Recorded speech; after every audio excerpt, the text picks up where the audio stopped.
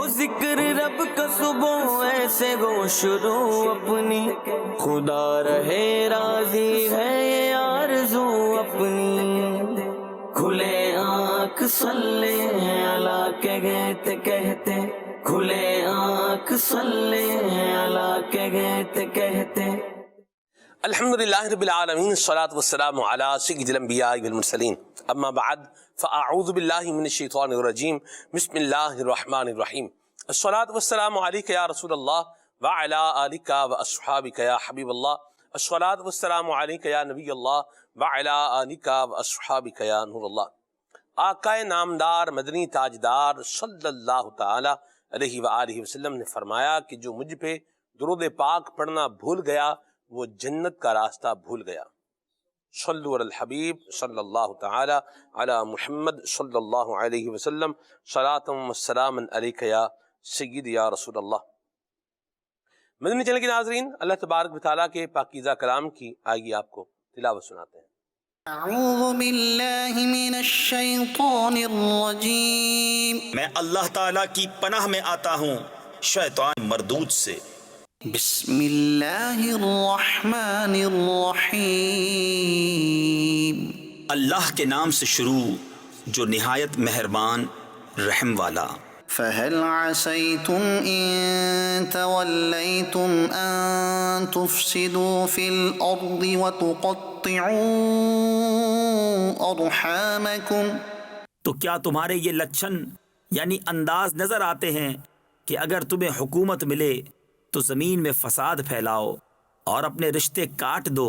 اولئک الذین لعنہم اللہ فاصمہم واعمی ابصارہم، یہ ہیں وہ لوگ جن پر اللہ نے لعنت کی اور انہیں حق سے بہرا کر دیا اور ان کی آنکھیں پھوڑ دیں۔ افلا يتدبرون القرآن ام على قلوب اقفالها، تو کیا وہ قرآن کو سوچتے نہیں یا بعض دلوں پر ان کے قفل لگے ہیں؟ ان الذين ارتدوا على ادبارهم من بعد ما تبين لهم الهدى الشيطان سول لهم واملى لهم، بے شک وہ جو اپنے پیچھے پلٹ گئے بعد اس کے کہ ہدایت ان پر کھل چکی تھی، شیطان نے انہیں فریب دیا اور انہیں دنیا میں مدتوں رہنے کی امید دلائی۔ ذلك بأنهم قالوا للذين كرهوا ما نزل الله سنطيعكم في بعض الأمر، یہ اس لیے کہ انہوں نے کہا ان لوگوں سے جنہیں اللہ کا اتارا ہوا ناگوار ہے، ایک کام میں ہم تمہاری مانیں گے، والله يعلم إسرارهم، اور اللہ ان کی چھپی ہوئی جانتا ہے۔ فكيف إذا توفتهم الملائكة يضربون وجوههم وأدبارهم، تو کیسا ہوگا جب فرشتے ان کی روح قبض کریں گے ان کے منہ اور ان کی پیٹھیں مارتے ہوئے۔ ذلك بأنهم اتبعوا ما أسخط الله وكرهوا رضوانه فأحبط أعمالهم، یہ اس لیے کہ وہ ایسی بات کے تابع ہوئے جس میں اللہ کی ناراضی ہے اور اس کی خوشی انہیں گوارا نہ ہوئی تو اس نے ان کے اعمال اکارت کر دیے۔ أم حسب الذين في قلوبهم مرض أن لن يخرج الله أضغانهم، کیا جن کے دلوں میں بیماری ہے اس گھمنڈ میں ہیں کہ اللہ ان کے چھپے بیر یعنی چھپی دشمنی ظاہر نہ فرمائے گا۔ ولو نشاء لأريناكهم فلعرفتهم بسيماهم وَلَتَعْرِفَنَّهُمْ فِي لَحْنِ الْقَوْلِ، اور اگر ہم چاہیں تو تمہیں ان کو دکھا دیں کہ تم ان کی صورت سے پہچان لو، اور ضرور تم انہیں بات کے اسلوب میں پہچان لوگے۔ وَاللَّهُ يَعْلَمُ أَعْمَالَكُمْ، اور اللہ تمہارے عمل جانتا ہے۔ وَلَنَبْلُوَنَّكُمْ حَتَّى نَعْلَمَ الْمُجَاهِدِينَ مِنكُمْ وَالصَّابِرِينَ وَنَبْلُوَ أَخْبَارَكُمْ، اور ضرور ہم تمہیں جانچیں گے یہاں تک کہ دیکھ لیں تمہارے جہاد کرنے والوں اور صابروں کو، اور تمہاری خبریں آزما لیں۔ صدق اللہ العظیم۔ اللہ تبارک و تعالی ہمیں قرآن کریم کی برکتیں عطا فرمائے، ہمارے حال پہ رحمت فرمائے۔ پروگرام کا موضوع ہے اختیار، اور اختیار کی بات ہو اور اللہ کے محبوب پاک صلی اللہ علیہ وسلم کے اختیارات کی بات نہ ہو، یہ کیسے ہو سکتا ہے؟ جو اختیار اللہ تعالیٰ نے نبی پاک صلی اللہ علیہ وسلم کو عطا فرمائے ہیں، اس کی تو مثال نہیں ملتی۔ تو اس پر بھی انشاءاللہ الکریم ہم بات کریں گے، اور اسی عنوان کو لے کر کے ایک جہت اور بھی ہے، جسے کہتے ہیں کہ عام طور پر معاشرے کے اندر جو چیزیں خرابی کی طرف جاتی ہیں، جو ڈس بیلنس معاملہ ہو جاتا ہے، تو اس میں جب انسان کو اختیار ملتا ہے اور وہ اس اختیار کو نیگیٹو سینس کے اندر جب یوز کرتا ہے، تو اس سے بھی بہت ساری خرابیاں جنم لیتی ہیں۔ اور انسان یوں بولیے کہ اتھارٹی ملنے کے بعد، یہ میں ایک عام نارمل جنرل پرسپیکٹیو میں بات کر رہا ہوں، لوگوں کے حالات و واقعات بھی تبدیل ہو جاتے ہیں۔ یہ کیا بات ہے اور اس کی کیا مضمرات ہیں، اس پر بھی ہم انشاءاللہ بات کریں گے، اور سب سے پہلے نبی پاک صلی اللہ علیہ وسلم کے اختیارات پر بات کریں گے، اور اس سے اپنی آخرت کو سنوارنے والا کام کریں گے۔ نبی کریم صلی اللہ علیہ وسلم کی عظمت اور شان بیان کرنے والوں میں ہمارا شمار ہو جائے، اور سننے والوں میں ہمارا شمار ہو جائے، اور اللہ کریم قبول فرما کے ہمارا بیڑا پار لگائے، آمین۔ مدنی رضا بھائی ہمارے ساتھ ہیں، آئیے ان سے کلام سنتے ہیں۔ صلو علی الحبیب صلی اللہ تعالی علی محمد صلی اللہ تعالی علیہ وآلہ وسلم۔ صلی اللہ علیہ یا رسول اللہ، وسلم علیک یا حبیب اللہ۔ باغ جنت میں نرالی چمنارائے ہے، باغ جنت میں نرالی چمنارائے ہے، کیا مدینے پہ فدا ہو کے بہار آئی ہے، مدینے پہ فدا ہو کے بہار آئی ہے، باغ جنت میں نرالی چمنارائے ہے، کیا مدینے پہ فدا ہو کے بہار آئی ہے،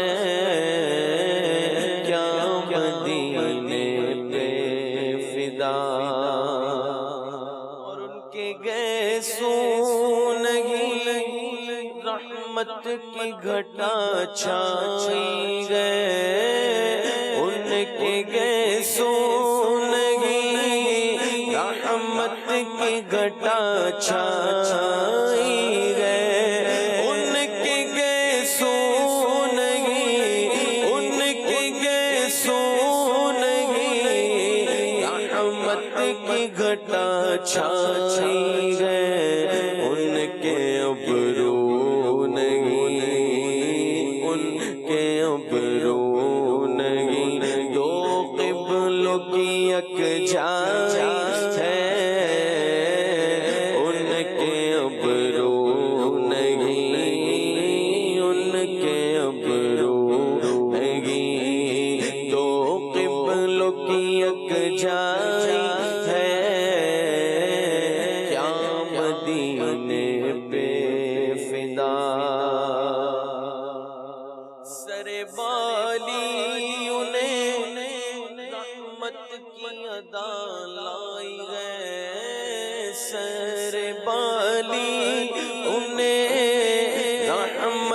کی ادا لائی گئے، سر بالی انہیں رحمت کی ادا لائی گئے، حال بگڑا ہے تو بیمار کی بن آئی ہے،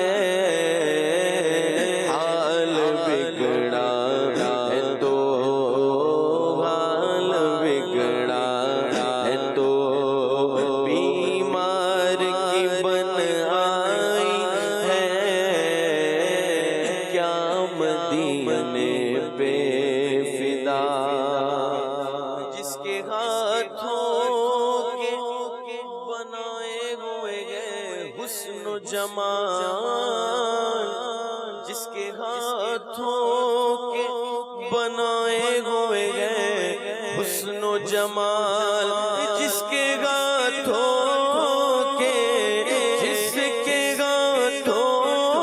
کے بنائے ہوئے گئے حسن و جمال، ہنسی تیری ادا اس کو پسند آئی ہے،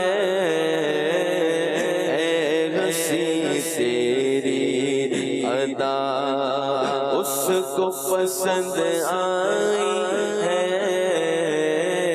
کیا مدینے پہ فدا،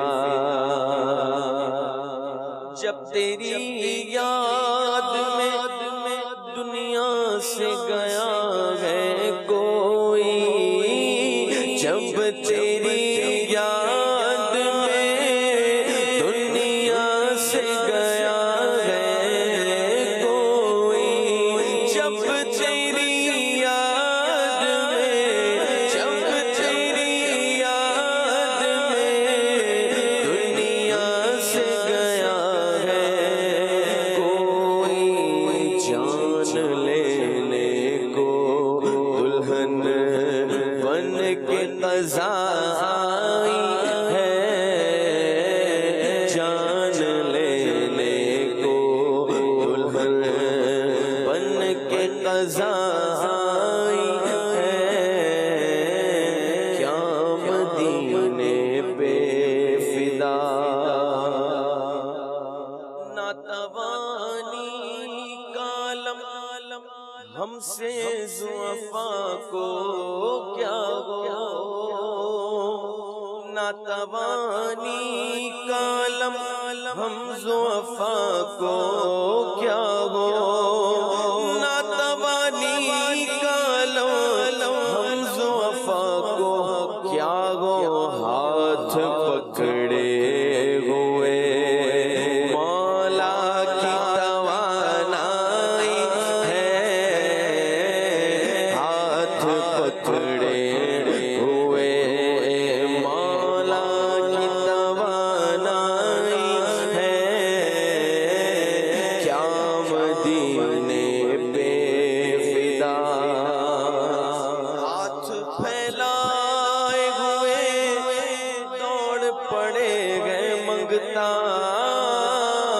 ہاتھ پھیلائے ہوئے دوڑ پڑے گئے منگتا، کیونکہ میرے دادا کی سواری سر حشرائی ہے،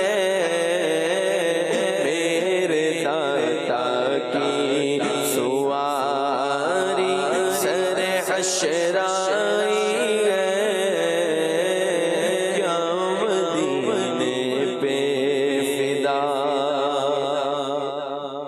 نا امیدوں تمہیں مجدہ کہ خدا کی رحمت، نا امیدوں تمہیں مجدہ کہ خدا کی رحمت، انہیں محشر میں تمہارے لیے لائی ہے، انہیں محشر میں تمہارے لیے لائی ہے، کیا مدینے پہ فدا، فرش سے عرش تک ایک دھوم ہے اللہ اللہ، فرش سے عرش تک ایک دھوم ہے اللہ اللہ، فرش سے عرش تک ایک دھوم ہے اللہ اللہ، اور ابھی سینکڑوں پردوں میں وہ زیبائی ہے، اور ابھی سینکڑوں پردوں میں وہ زیبائی ہے، کیا مدینے پہ فدا اے غصن حسن جگہ تاب کے صدقے جاؤں، اے غصن حسن جگہ تاب کے صدقے جاؤں، اے غصن حسن جگہ، اے غصن حسن جگہ تاب کے صدقے جاؤں، ذرے ذرے سے آیا جلوہ زیبائی ہے، ذرے ذرے سے آیا جلوہ زیبائی ہے، باغ جنت میں نرالی چمن آرائی ہے، کیا مدینے پہ فدا ہو کے بہار آئی ہے۔ اللہ تبارک و تعالیٰ مدینہ منورہ کی عبادت حاضری عطا فرمائے اور مکہ مکرمہ کی زیارت بھی عطا فرمائے، اور نبی کریم صلی اللہ علیہ وسلم کی شفاعت بھی اللہ ہمیں عطا فرمائے۔ اختیار نبی پاک صلی اللہ علیہ وسلم کا، فیاض بھائی سے گفتگو کا جو ہے وہ آغاز کریں گے۔ نبی کریم صلی اللہ علیہ وسلم کے اختیار کی بات ہو تو کس کس اختیار کی بات کی جائے؟ فیاض بھائی کیا فرمائیں گے؟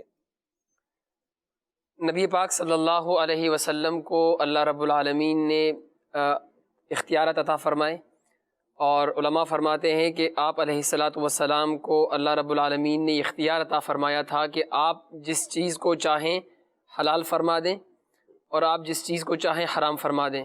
آپ صلی اللہ علیہ وسلم شارع ہیں، دین کو بیان فرمانے والے ہیں۔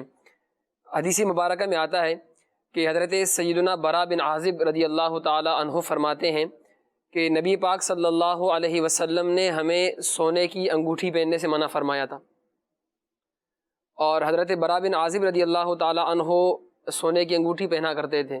لوگوں نے ان پہ اعتراض کیا کہ آپ یہ کیا کر رہے ہیں، سونے کی انگوٹھی مرد پر جائز نہیں ہے۔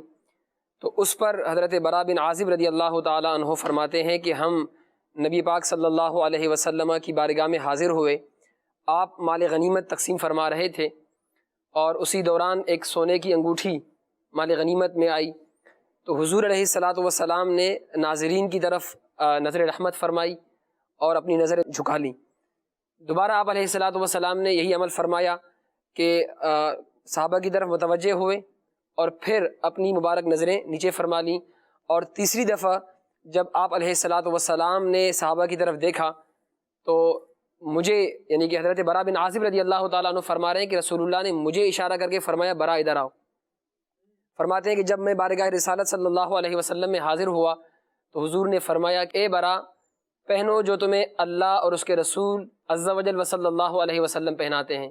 تو حضرت برا فرماتے ہیں کہ اس وقت سے پھر میں نے یہ سونے کی انگوٹھی پہننا شروع کر دی۔ کیا بات! تو یہ خاص ان کے لیے نبی کریم صلی اللہ علیہ وسلم نے اجازت عطا فرمائی، اور حضرت سراقہ رضی اللہ تعالیٰ عنہ کے لیے جیسے کہ خالد بھائی جی فرمایا کہ سونے کے کنگن پہنائے جائے حضرت سراقہ رضی اللہ تعالیٰ عنہ کو، اور پھر وقت آیا اور وہ سونے کے کنگن جناب سراقہ رضی اللہ تعالیٰ عنہ کو کسرا کے جو سونے کے کنگن تھے وہ پہنائے گئے۔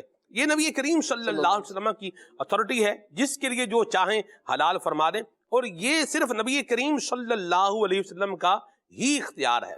کوئی اور بندہ چاہے کہ میں اس کام کی، جیسے دین اسلام کا حکم ہے، اس میں کوئی تبدیلی کر دوں، رد و بدل کر دوں، آگے پیچھے کر دوں، یہ نہیں ہو سکتا۔ تو یہ ایک بات بڑی واضح اور کرسٹل کلیئر ہے کہ اب کسی کے پاس کوئی اختیار نہیں ہے کہ وہ کسی کو بولے کہ جی آپ کو یہ معاف ہے، بھئی تمہیں نماز معاف ہے، تمہیں زکوٰۃ معاف ہے، تمہیں عشر معاف ہے، تمہیں یہ معاف ہے، تمہیں وہ معاف ہے۔ خالد بھائی کیا فرمائیں گے آپ؟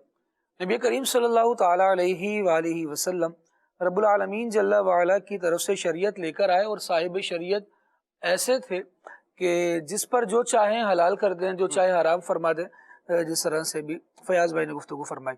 لیکن نبی پاک صلی اللہ تعالیٰ علیہ وآلہ وسلم کے بعد اس امت کا بڑے سے بڑا عالم ہی کیوں نہ ہو سلمان، یعنی صدیق اکبر رضی اللہ تعالیٰ عنہ جو اس امت کے مقتدا اور پیشوا رہے، وہ بھی اپنے امور میں اسی بات کو دیکھتے رہے کہ رسول اللہ صلی اللہ علیہ وسلم نے یہ کام کیا تھا، نہیں کیا تھا۔ حضور کی سیرت سے کوئی مثال ملتی ہے؟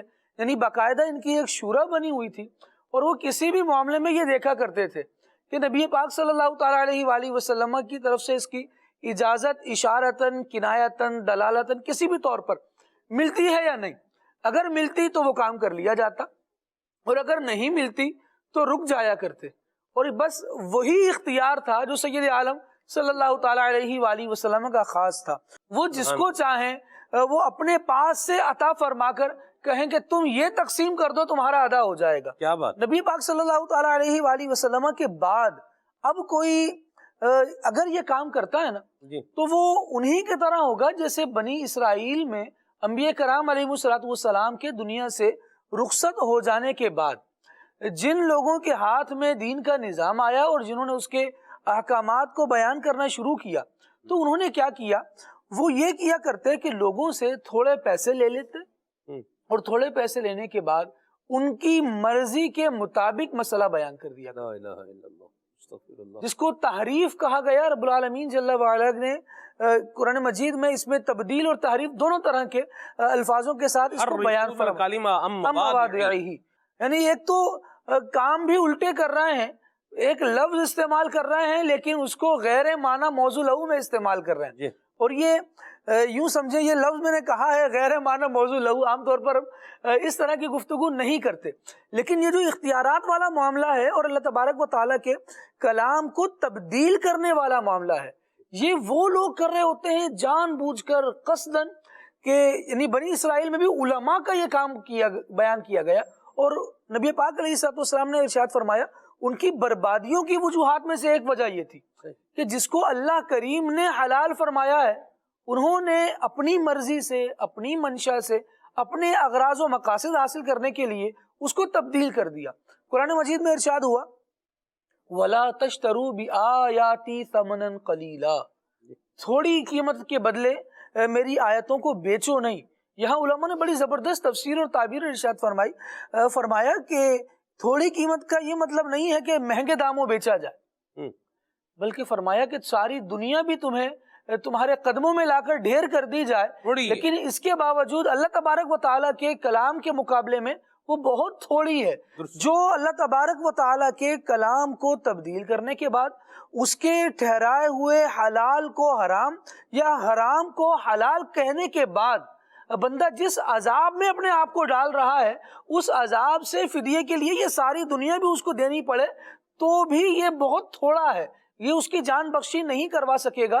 اللہ تبارک و تعالیٰ کے کلام کو تبدیل کرنا اتنا بڑا گناہ ہے۔ نبی پاک علیہ السلام نے جب شریعت کو مکمل فرما دیا اور رب العالمین نے ارشاد فرما دیا الیوم اکملت لکم دینکم، رب العالمین نے ارشاد فرمایا واتممت علیکم نعمتی ورضیت لکم الاسلام دینا، سبحان اللہ، کہ رب العالمین نے اپنی نعمت کو تمام فرما دیا، دین کو کامل فرما دیا، اور اسلام کو بطور دین تمہارے لیے پیش فرما دیا، اور اس پر اللہ تبارک و تعالیٰ راضی ہے کہ تم اسلام کو قبول کرو۔ تو اب اسلام تو حضور نے بیان فرمایا ہے، اب نبی پاک علیہ السلام نے جو اسلام دیا ہے اس کے بارے میں ارشاد فرماتے ہیں کہ میں تمہیں ایسے دین پر چھوڑے جا رہا ہوں، ایسی ملت پر چھوڑے جا رہا ہوں، فرمایا لیلھا کنہارھا، اس کی رات بھی ایسے ہی روشن ہے جیسے دن روشن ہے۔ بعض لوگ مسائل میں اس قدر پریشان ہو رہے ہوتے ہیں حالانکہ حلال و حرام واضح ہے۔ حضور نے ارشاد فرمایا الحلال بین والحرام بین، بین کا مطلب بالکل واضح ہے، یہ مطلب عقل صحیح کے ساتھ آپ اس کا مشاہدہ کریں تو آپ کو فوراً پتہ چل جاتا ہے کہ اس میں میرا فائدہ ہو رہا ہے، لیکن میں کسی کو نقصان پہنچا کر اگر اپنا فائدہ لینا چاہ رہا ہوں تو اگرچہ فائدہ میرا ہے لیکن کسی کو نقصان پہنچانے کی وجہ سے یہ طریقہ کار غلط ہو جائے گا، فوراً انسان کا دل اس بات پر ملامت کرتا ہے صحیح، کہ یہ کام صحیح نہیں ہے۔ نبی پاک علیہ الصلوۃ والسلام نے اس شریعت کے اصولوں کو بیان کرتے ہوئے ارشاد فرمایا لیلھا کنہاریہا، اس کی رات بھی ایسے روشن ہے جیسے دن روشن ہوا کرتا ہے۔ تو لہٰذا بندے کو چاہیے کہ جو نبی پاک علیہ الصلوۃ والسلام نے حلال فرما دیا ٹھیک ہے، جائز ہے، درست ہے، حلال ہے، جو وہاں سے حرام فرما دیا گیا وہاں سے حرام ہونا چاہیے۔ سلمان بھائی یہاں پر میں ایک عوامی مزاج کی بات ایڈ کرنا چاہتا ہوں۔ جی بالکل۔ بعض ہماری عوام یا یوں سمجھیں کہ عوام ہی بہرحال کہلائے گی، وہ کہتے ہیں بات بات پر بھی اللہ یہ کہتا ہے، جی اللہ نے یہ کہا ہے، بھائی دین تو یہ کہتا ہے، دین نے تو یوں نہیں کہا۔ اب وہ یہ کرنے کے بعد نا جو بات اللہ اور اس کے رسول نے نہیں فرمائی لیکن ان کی مرضی اس میں شامل ہوتی ہے اس کو بیان کر دیتے ہیں۔ یعنی مثال بھائی ناظرین سے میں پھر عرض کروں کہ ناراض نہیں ہوئیے گا لیکن دیکھیے گا کہ یہ غلطی کہیں ہم تو نہیں کر رہے ہیں، یہ غلطی ہمیں خدا نخواستہ جہنم کے قریب نہ لے جائے۔ ہم بسا اوقات عہدوں میں بڑے ہوتے ہیں، رتبوں میں بڑے ہوتے ہیں، رشتوں میں بڑے ہوتے ہیں اور اپنے ماتحت سے ایسی بات کروا رہے ہوتے ہیں، ایک تو ناجائز کام کا مشورہ دیں گے اسے اور اوپر سے ہاں ملوا رہے ہوتے ہیں، کروائیں گے اس سے، اور پھر کہیں گے کہ اللہ بڑوں کی بات ماننے کا حکم نہیں دیتا۔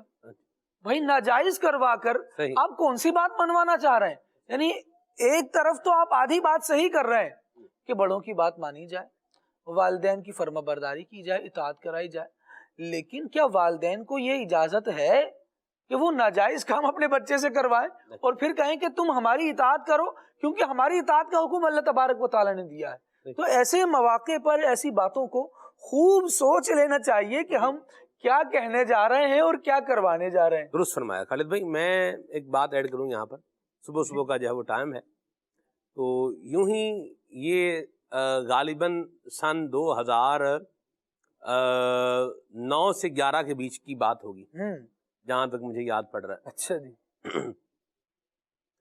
جامع المینہ کی چھٹی تھی اور میں ایک مسجد میں امام تھا، اور جیسے چھٹی تھی تو جامع میں تو نہیں آنا، تو ناشتہ کرنے کے لیے کسی ہوٹل پر چلے گیا۔ جب آپ امامت کرواتے ہیں تو لوگوں سے ایک آپ کی ہیلو ہائی ہو جاتی ہے، ہاؤ نو ہو جاتی ہے۔ تو وہاں نا ایک فروٹ بیچنے والا آدمی تھا، تو وہ آ کے میرے ساتھ جہاں بیٹھ گیا، تو بات چیت جو ہے وہ شروع ہوئی، تو میں نے کہا چائے منگاؤں آپ کے لیے؟ بہرحال جی چائے بھی آ گئی ان کے لیے۔ تھوڑی دیر بعد تو انہوں نے یہ کہا اللہ یہ فرماتا ہے، ایسے نہیں جیسے بندے کو ایک جھٹکا لگتا ہے کہ یہ کیا ہو گیا، کرنٹ جیسے لگتی ہے، یہ بات کہاں سے آ گئی؟ یہ کہاں سے آ گیا، اللہ یہ فرماتا ہے۔ اچھا بعض اوقات رسپونڈ جو کرنا ہوتا ہے وہ ایک طریقے سلیقے سے جو ہے وہ کرنا ہوتا ہے کہ بندہ جو ہے نا یہ ضد بھی اس میں نہ آئے اور بات سمجھ بھی جائے، یعنی ایک طریقے سے بات کو رسپونڈ کرنا ہوتا ہے۔ تھوڑی دیر بعد ہی انہوں نے ساتھ کچھ ہی دیر بعد کہا کہ اللہ یہ نہیں فرماتا۔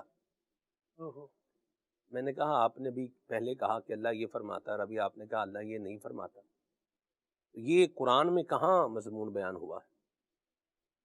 کہ نبی کریم صلی اللہ علیہ وسلم نے حدیث قدسی کی روشنی میں یہ مضمون کہاں بیان کیا ہے؟ تو مجھے یوں لگا کہ ان کو اندازہ ہو گیا کہ یہ گرفت ہو گئی، میں نے جو ہے نا وہ جو نہ کہنے کا تھا وہ کہا ہے۔ پھر ان کو میں نے کہا کہ اس طرح بات نہیں کرتے، اللہ اور اس کے رسول کے حوالے سے وہی بات کرتے ہیں کہ جو بات درست ہو، یہ بات ہم سب کو سمجھ لینی چاہیے۔ بالکل صحیح۔ حتیٰ کہ جو احادیث ہیں، یعنی کہ حضور علیہ الصلاۃ والسلام کے بارے میں کوئی ایسی بات کر دینا کہ جو حدیث نہیں ہے، متواتر روایت ہے کہ نبی پاک صلی اللہ علیہ وسلم نے فرمایا کہ من کذب علی متعمدا فلیتبوأ مقعدہ من النار، کہ جو جان بوجھ کر مجھ پر ایک ایسی بات کرے گا کہ جو میں نے ارشاد نہیں فرمائی تو وہ اپنا ٹھکانہ جہنم کو بنا لے۔ اور یہ روایت 70 سے زیادہ صحابہ کرام علیہم رضوان سے روایت ہے حدیث مبارکہ. اور اس سے پتہ لگتا ہے کہ دین کے معاملے میں جب ہم گفتگو کریں، اللہ کا فرمان یہ ہے، اللہ تعالیٰ یہ ارشاد فرماتا ہے، اللہ کے رسول صلی اللہ علیہ وسلم یہ ارشاد فرماتے ہیں، تو کس قدر احتیاط کی ضرورت ہے. اور بالخصوص جب ہم کوئی ریفرنس دیں تو پھر اس میں علماء سے مدد، پھر جو اس کے ماہرین ہیں ان سے مدد لینا بہت ضروری ہے. اس حوالے سے اللہ پاک ہمیں عافیت اور سلامتی عطا فرمائے. اختیار پر بات ہو رہی تھی، واپس وہیں پر جو ہے وہ آتے ہیں. موضوع جو ہے وہ کنکلوڈ ہو گیا اور یہ بات بھی واضح ہوگی. دوبارہ اختیار پر اختیارات مصطفیٰ صلی اللہ علیہ وسلم میں ہم بات کر رہے تھے کہ حدیث مبارکہ ہے، نبی پاک صلی اللہ علیہ وسلم نے ارشاد فرمایا، ان اللہ قد افترض علیہم 5 صلوات فی کل یوم و لیلہ، کہ اللہ رب العالمین نے دن اور رات میں مسلمانوں پر 5 نمازیں فرض فرما دی ہیں. تو یہ اللہ کا ایک عام حکم ہے. علماء نے نبی پاک علیہ السلام کی اختیارات کی ایک قسم یہ ارشاد فرمائی کہ آپ علیہ السلام اللہ کے عام حکم کو خاص فرما سکتے ہیں. اللہ اللہ اللہ. یعنی عام حکم تھا کہ ہر مسلمان پر 5 نمازیں فرض ہیں، لیکن رسول اللہ صلی اللہ علیہ وسلم کو یہ اختیار حاصل ہے کہ آپ صلی اللہ علیہ وسلم کے پاس ایک صاحب اسلام لائے اس شرط پر کہ وہ 2 ہی نمازیں ادا کریں گے. اور یہ تھا آپ علیہ السلام کا اختیار کہ جس میں آپ نے 5 نمازوں کی جگہ 2 نمازوں کی اجازت ارشاد فرما دی. سبحان اللہ سبحان اللہ. اسی طرح نبی پاک صلی اللہ علیہ وسلم کے اختیارات میں حضرت سیدنا تمیم داری یہ فرماتے ہیں کہ میں بارگاہ رسالت صلی اللہ علیہ وسلم میں حاضر ہوا اور میں نے عرض کی، یا رسول اللہ، مجھے جو میرا آبائی بستی ہے، علاقہ ہے، وہ مجھے عطا فرما دیں. تو نبی پاک علیہ السلام نے فرمایا کہ وہ تمہارا ہے. اور پھر فرماتے ہیں کہ آپ علیہ السلام نے اپنے رب کی طرف سے جو آپ کو اختیارات حاصل تھے آپ نے مجھے وہ لکھ کر عطا بھی فرما دیا، یہ تمہارا ہے. اور پھر جب سیدنا فاروق اعظم رضی اللہ تعالی عنہ کے دور خلافت میں شام فتح ہوا تو اس وقت حضرت سیدنا تمیم داری رضی اللہ تعالی عنہ یہ خط لے کر بارگاہ فاروق اعظم رضی اللہ عنہ میں حاضر ہوئے اور عرض کی کہ نبی پاک علیہ السلام نے یہ میرے ملک میں عطا فرما دیا ہے، تو آپ مجھے ارشاد عطا فرما دیں. تو فاروق اعظم رضی اللہ تعالیٰ عنہ نے وہ چیز ان کے ملک میں عطا فرما دی. تو یہ آپ علیہ السلام کے اختیارات کی چند مثالیں ہیں کہ اللہ رب العالمین نے آپ کو اس قدر اختیار عطا فرمائے ہوئے تھے. صحابہ کرام علیہ رضوان کے اختیارات کو تسلیم کرنا بھی بندہ دیکھے تو کس دور میں نبی پاک علیہ السلام نے ارشاد فرمایا کہ یہ تمہارے لیے یہ حلال ہو جائے گا، تمہیں یہ مل جائے گا. جس طرح تمیم داری رضی اللہ تعالیٰ عنہ کی بات ہوئی، حضرت سراقہ بن مالک رضی اللہ تعالیٰ عنہ کی بات ہوئی. حالانکہ ان سے تو نبی پاک علیہ السلام نے کب وعدہ فرمایا تھا جب آخر دو عالم صلی اللہ تعالیٰ علیہ وآلہ وسلم ہجرت کر کے آ رہے تھے. ہجرت کے موقع پر یہ نبی پاک علیہ السلام کو جب اسلام قبول نہیں کیا تھا تو گرفتار کرنے کے لیے آئے تھے، پکڑنے کے لیے آئے تھے. تو نبی پاک علیہ السلام نے ارشاد فرمایا تھا زمین کو. حضور کے اختیارات پر یہ بات اگر یوں بھی نوٹ کی جائے تو نبی کریم صلی اللہ تعالیٰ علیہ وآلہ وسلم نے زمین کو ارشاد فرمایا تھا اے زمین اس کو پکڑ لے. تو ہوا یہ تھا کہ جس گھوڑے پر وہ آ رہے تھے وہ گھوڑا زمین میں دھس گیا تھا، زمین نے اسے پکڑ لیا تھا. یہ نبی پاک علیہ السلام کے اختیارات کا چلنا، ایک تو اختیارات ہونا، بسا اوقات کسی کے پاس اختیار ہوتا ہے لیکن نیچے والے اس کا اختیار مانتے نہیں ہیں، اور یہ نبی پاک علیہ السلام کا اختیار ہے کہ وہ آسمان پر اشارہ کریں تو چاند اشارے پر اختیار کو مان لیتا ہے. نبی کریم صلی اللہ تعالیٰ علیہ وآلہ وسلم زمین کو فرمائے تو زمین گھوڑے کو پکڑ لیتی ہے. تو جب ان کا گھوڑا پکڑا گیا اب وہ آگے نہیں بڑھتا تھا تو یہ بڑے پریشان ہوئے، معافیاں مانگی، نبی پاک علیہ السلام نے معاف کر دیا، کہا آپ پیچھے نہیں آنا. لیکن تھوڑی دیر بعد پھر وہ جو انعام کا ایک لالچ تھا، کیونکہ نبی پاک علیہ السلام کو پکڑنے میں یا ان کو پتہ بتانے میں کفار نے وہاں انعام کا بڑا لالچ دیا ہوا تھا کہ اتنے اتنے اونٹ ملیں گے تمہیں. تو یہ پھر دوبارہ پیچھے ہوئے. نبی پاک علیہ السلام نے دوبارہ یہی کیا، زمین کو ارشاد فرمایا تو اب گھوڑا پہلے سے زیادہ دھس گیا. پھر تیسری مرتبہ جب یہ پھر آئے تو نبی پاک علیہ السلام نے ارشاد فرمایا کہ تم اس دنیا کے لالچ میں پھر رہے ہو، اللہ تبارک و تعالیٰ تمہیں کسرا کی کنگن عطا فرمائے گا. تو یہ حیران ہو گئے کہ یہ کیسے ہوگا. لیکن بہرحال کیونکہ نبی پاک علیہ السلام کے معجزات اور کمالات کو دیکھ چکے تھے تو اب حضور صلی اللہ تعالیٰ علیہ وآلہ وسلم پر ایمان لائے بغیر چارہ نہیں تھا.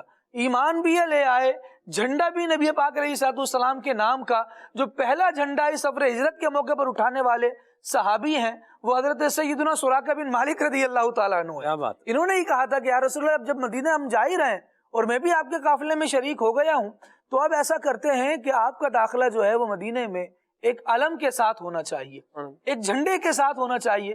تو پھر اس قافلے میں حضرت سراقہ بن مالک رضی اللہ تعالی عنہ نے اپنے امامے کو جو سر پر باندھے ہوئے تھے وہ اسے کھول کر ڈنڈے پر لگایا اور اس کا جھنڈا بنایا اور باقاعدہ نبی پاک علیہ السلام کا قافلہ پھر مدینہ منورہ میں آیا۔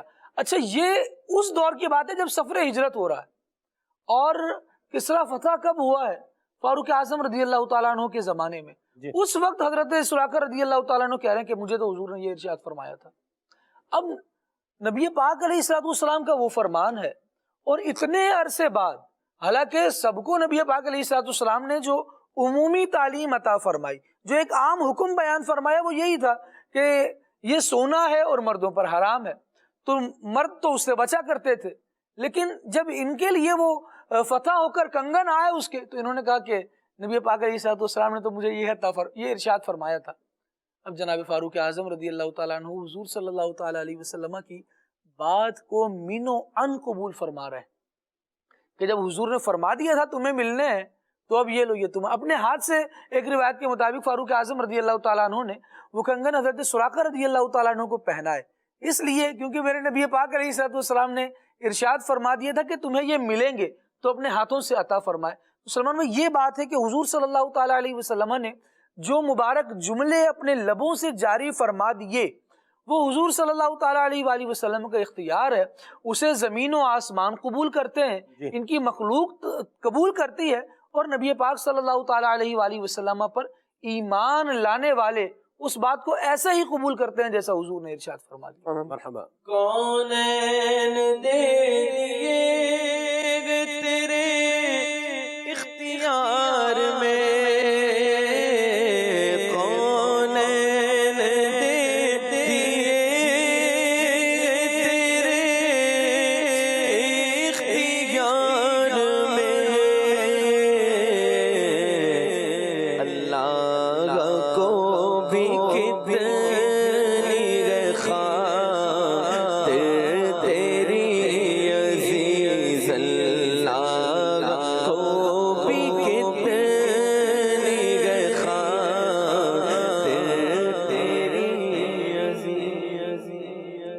یا مرحبا۔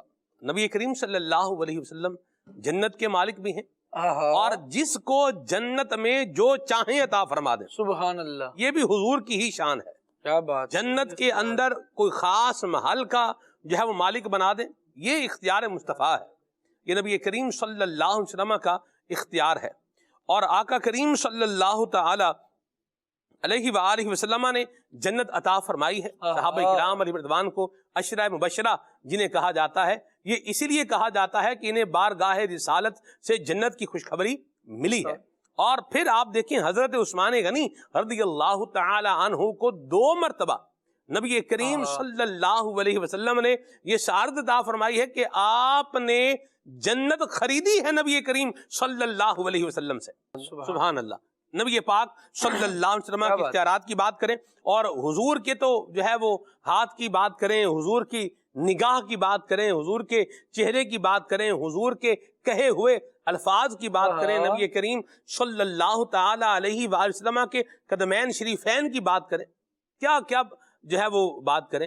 بات کرتے جائیں گے تو مضمون آپ کے سامنے آتا جائے گا، اور مضمون بیان کرنے کے بعد آپ یہ کہنے پر مجبور ہو جائیں گے کہ زندگیاں ختم ہوئیں اور قلم ٹوٹ گئے، پر تیرے اوصاف کا ایک باب بھی پورا نہ ہوا۔ میرے سنت دامت برکاتہم اللہ علیہ نے لکھا نا کہ تیری فرش پر حکومت، تیری عرش پر حکومت، سبحان اللہ، تو شہنشاہ زمانہ مدنی مدینے والے۔ شہنشاہ جو ہوتا ہے آپ دیکھیں تو بادشاہ، شہنشاہ وہ ایک ملک کا، ایک ریاست کا حاکم ہوتا ہے، کیا بات، ساری ریاست اس کی ہوتی ہے، لیکن آپ دیکھیں کہ اس کی ریاست میں بھی افراد موجود ہوتے ہیں جن کا اعلان یہ ہوتا ہے یہ ہمارا ہے، یہ ایریا ہمارا ہے، یہ جگہ ہماری ہے، لیکن دراصل وہ جو بعد والے ہوتے ہیں وہ بھی جواب دہ ہوتے ہیں اپنے بادشاہ کو نبی پاک صلی اللہ تعالیٰ علیہ وآلہ وسلم نے جنت عطا فرما دی، جس کو چاہا تقسیم کر دیا، تقسیم کرنے پہ دے دی، جس کو چاہا خریدنے پر دے دی۔ آقا دو عالم صلی اللہ تعالیٰ علیہ وآلہ وسلم کا یہ اختیار ہے، لیکن اس کے باوجود شہنشاہانہ جو انداز ہے نبی پاک صلی اللہ تعالیٰ علیہ وآلہ وسلم کا، وہ جنت میں ہوگا، اور گویا یہ اختیار ایک شاہی اختیار ہے کہ اس کے ذیل میں لوگوں کو بھی با اختیار کیا جاتا ہے، لیکن ان کو با اختیار کرنے سے وہ شاہی اختیار و اقتدار جو ہے وہ ختم نہیں ہوتا۔ نبی پاک صلی اللہ تعالیٰ علیہ وآلہ وسلم کو رب العالمین نے جو اختیار عطا فرمایا، اس کو سلمان میں ایک شعر سناتا ہوں، یہ واقعات آپ نے سنانے جی، یا انشاءاللہ ہم شیئرنگ کر لیں گے۔ کسی پنجابی شاعر نے کہا، اور اگر پنجابی غلط ہو تو وہ بھی آپ نے ہی درست کرنی ہے، کہا کہ وہ ٹوٹے ہوئے ہاتھ جوڑ دا، وہ کڈی ہوئی آنکھ موڑ دا، جے چاہے سونا گٹ کو بغیر وہ کھجیاں اگا جان دا۔ کیا بات۔ نبی پاک صلی اللہ تعالیٰ علیہ وآلہ وسلم کی بارگاہ میں اختیارات کا جو معاملہ ہے وہ یہ ہے کہ اگر ہاتھ ٹوٹ جائے جنگ کے دوران ہی تو نبی پاک علیہ السلام کی بارگاہ میں لایا جاتا ہے، آقا دو عالم صلی اللہ تعالیٰ علیہ وآلہ وسلم اسے لعاب دہن اقدس لگا کر جوڑ دیتے ہیں۔ آنکھ اگر بہہ جائے، رخسار پر آ جائے، نبی پاک علیہ السلام کے پاس لے کر حاضر ہوا جاتا ہے۔ آقا دو عالم صلی اللہ تعالیٰ علیہ وآلہ وسلم پھر ارشاد فرماتے ہیں اسے رکھو، اور پھر لعاب دہن لگا کر جوڑ دیتے ہیں، تو وہ آنکھ پہلے کی طرح روشن ہو جاتی ہے جیسے پہلے روشن تھی۔ یہ نبی کریم علیہ السلام کی برکات ہیں، یہ اختیارات ہیں، اور وہ کہا کسی نے کہ وہ جو چاہیں چاند کو توڑ دیں، انہیں اختیار دیا گیا، سبحان اللہ، وہ پھر اس کے ٹکڑوں کو جوڑ دیں، انہیں اختیار دیا انہیں گیا۔ اختیار دیا گیا۔ کیا بات، سبحان اللہ۔ نبی کریم صلی اللہ علیہ وسلم کی کیا شان ہے، سبحان اللہ۔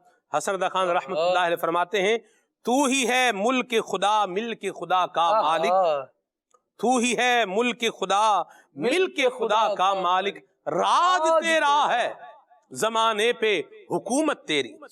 یہ اللہ تبارک و تعالیٰ کی عطا ہے، میں یہ بات واضح کر رہا ہوں، اللہ کریم نے یہ خزانے نبی کریم صلی اللہ علیہ وسلم کو عطا فرمائے ہیں، اور یہ عظمتیں نبی کریم صلی اللہ تعالی علیہ وآلہ وسلم کو عطا فرمائی ہیں۔ آپ دیکھیں حضور کے اشارے سے کام ہو رہا ہے، بادل پھٹ رہے ہیں حضور کے کیا ہے، اشارے سے۔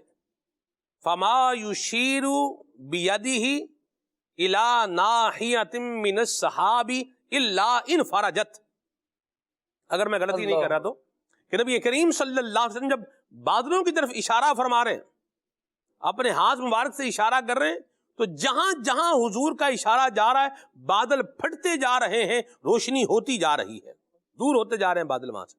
یہ حضور کے اشارے کی برکت ہے، نبی کریم کے اشارے سے دیکھیں آپ، پتھر ٹوٹ کر پانی پر تیرتا ہوا آ رہا ہے، اور جو حضور جو ہے وہ مطالبہ حضور سے کیا گیا ہے، اس مطالبے کو کیا کر رہا ہے، پورا کر رہا ہے۔ نبی کریم صلی اللہ علیہ وسلم کی مبارک ذات کا تو کیا کہنا ہے، سبحان اللہ۔ حضور کا پیغام لے جا کر کے کوئی غیر مسلم حضور کا پیغام لے جا کر کے درخت کو سنائے کہ آقا کریم یاد فرما رہے ہیں، تو درخت چلتا ہوا حضور کی بارگاہ میں حاضر ہو جاتا ہے۔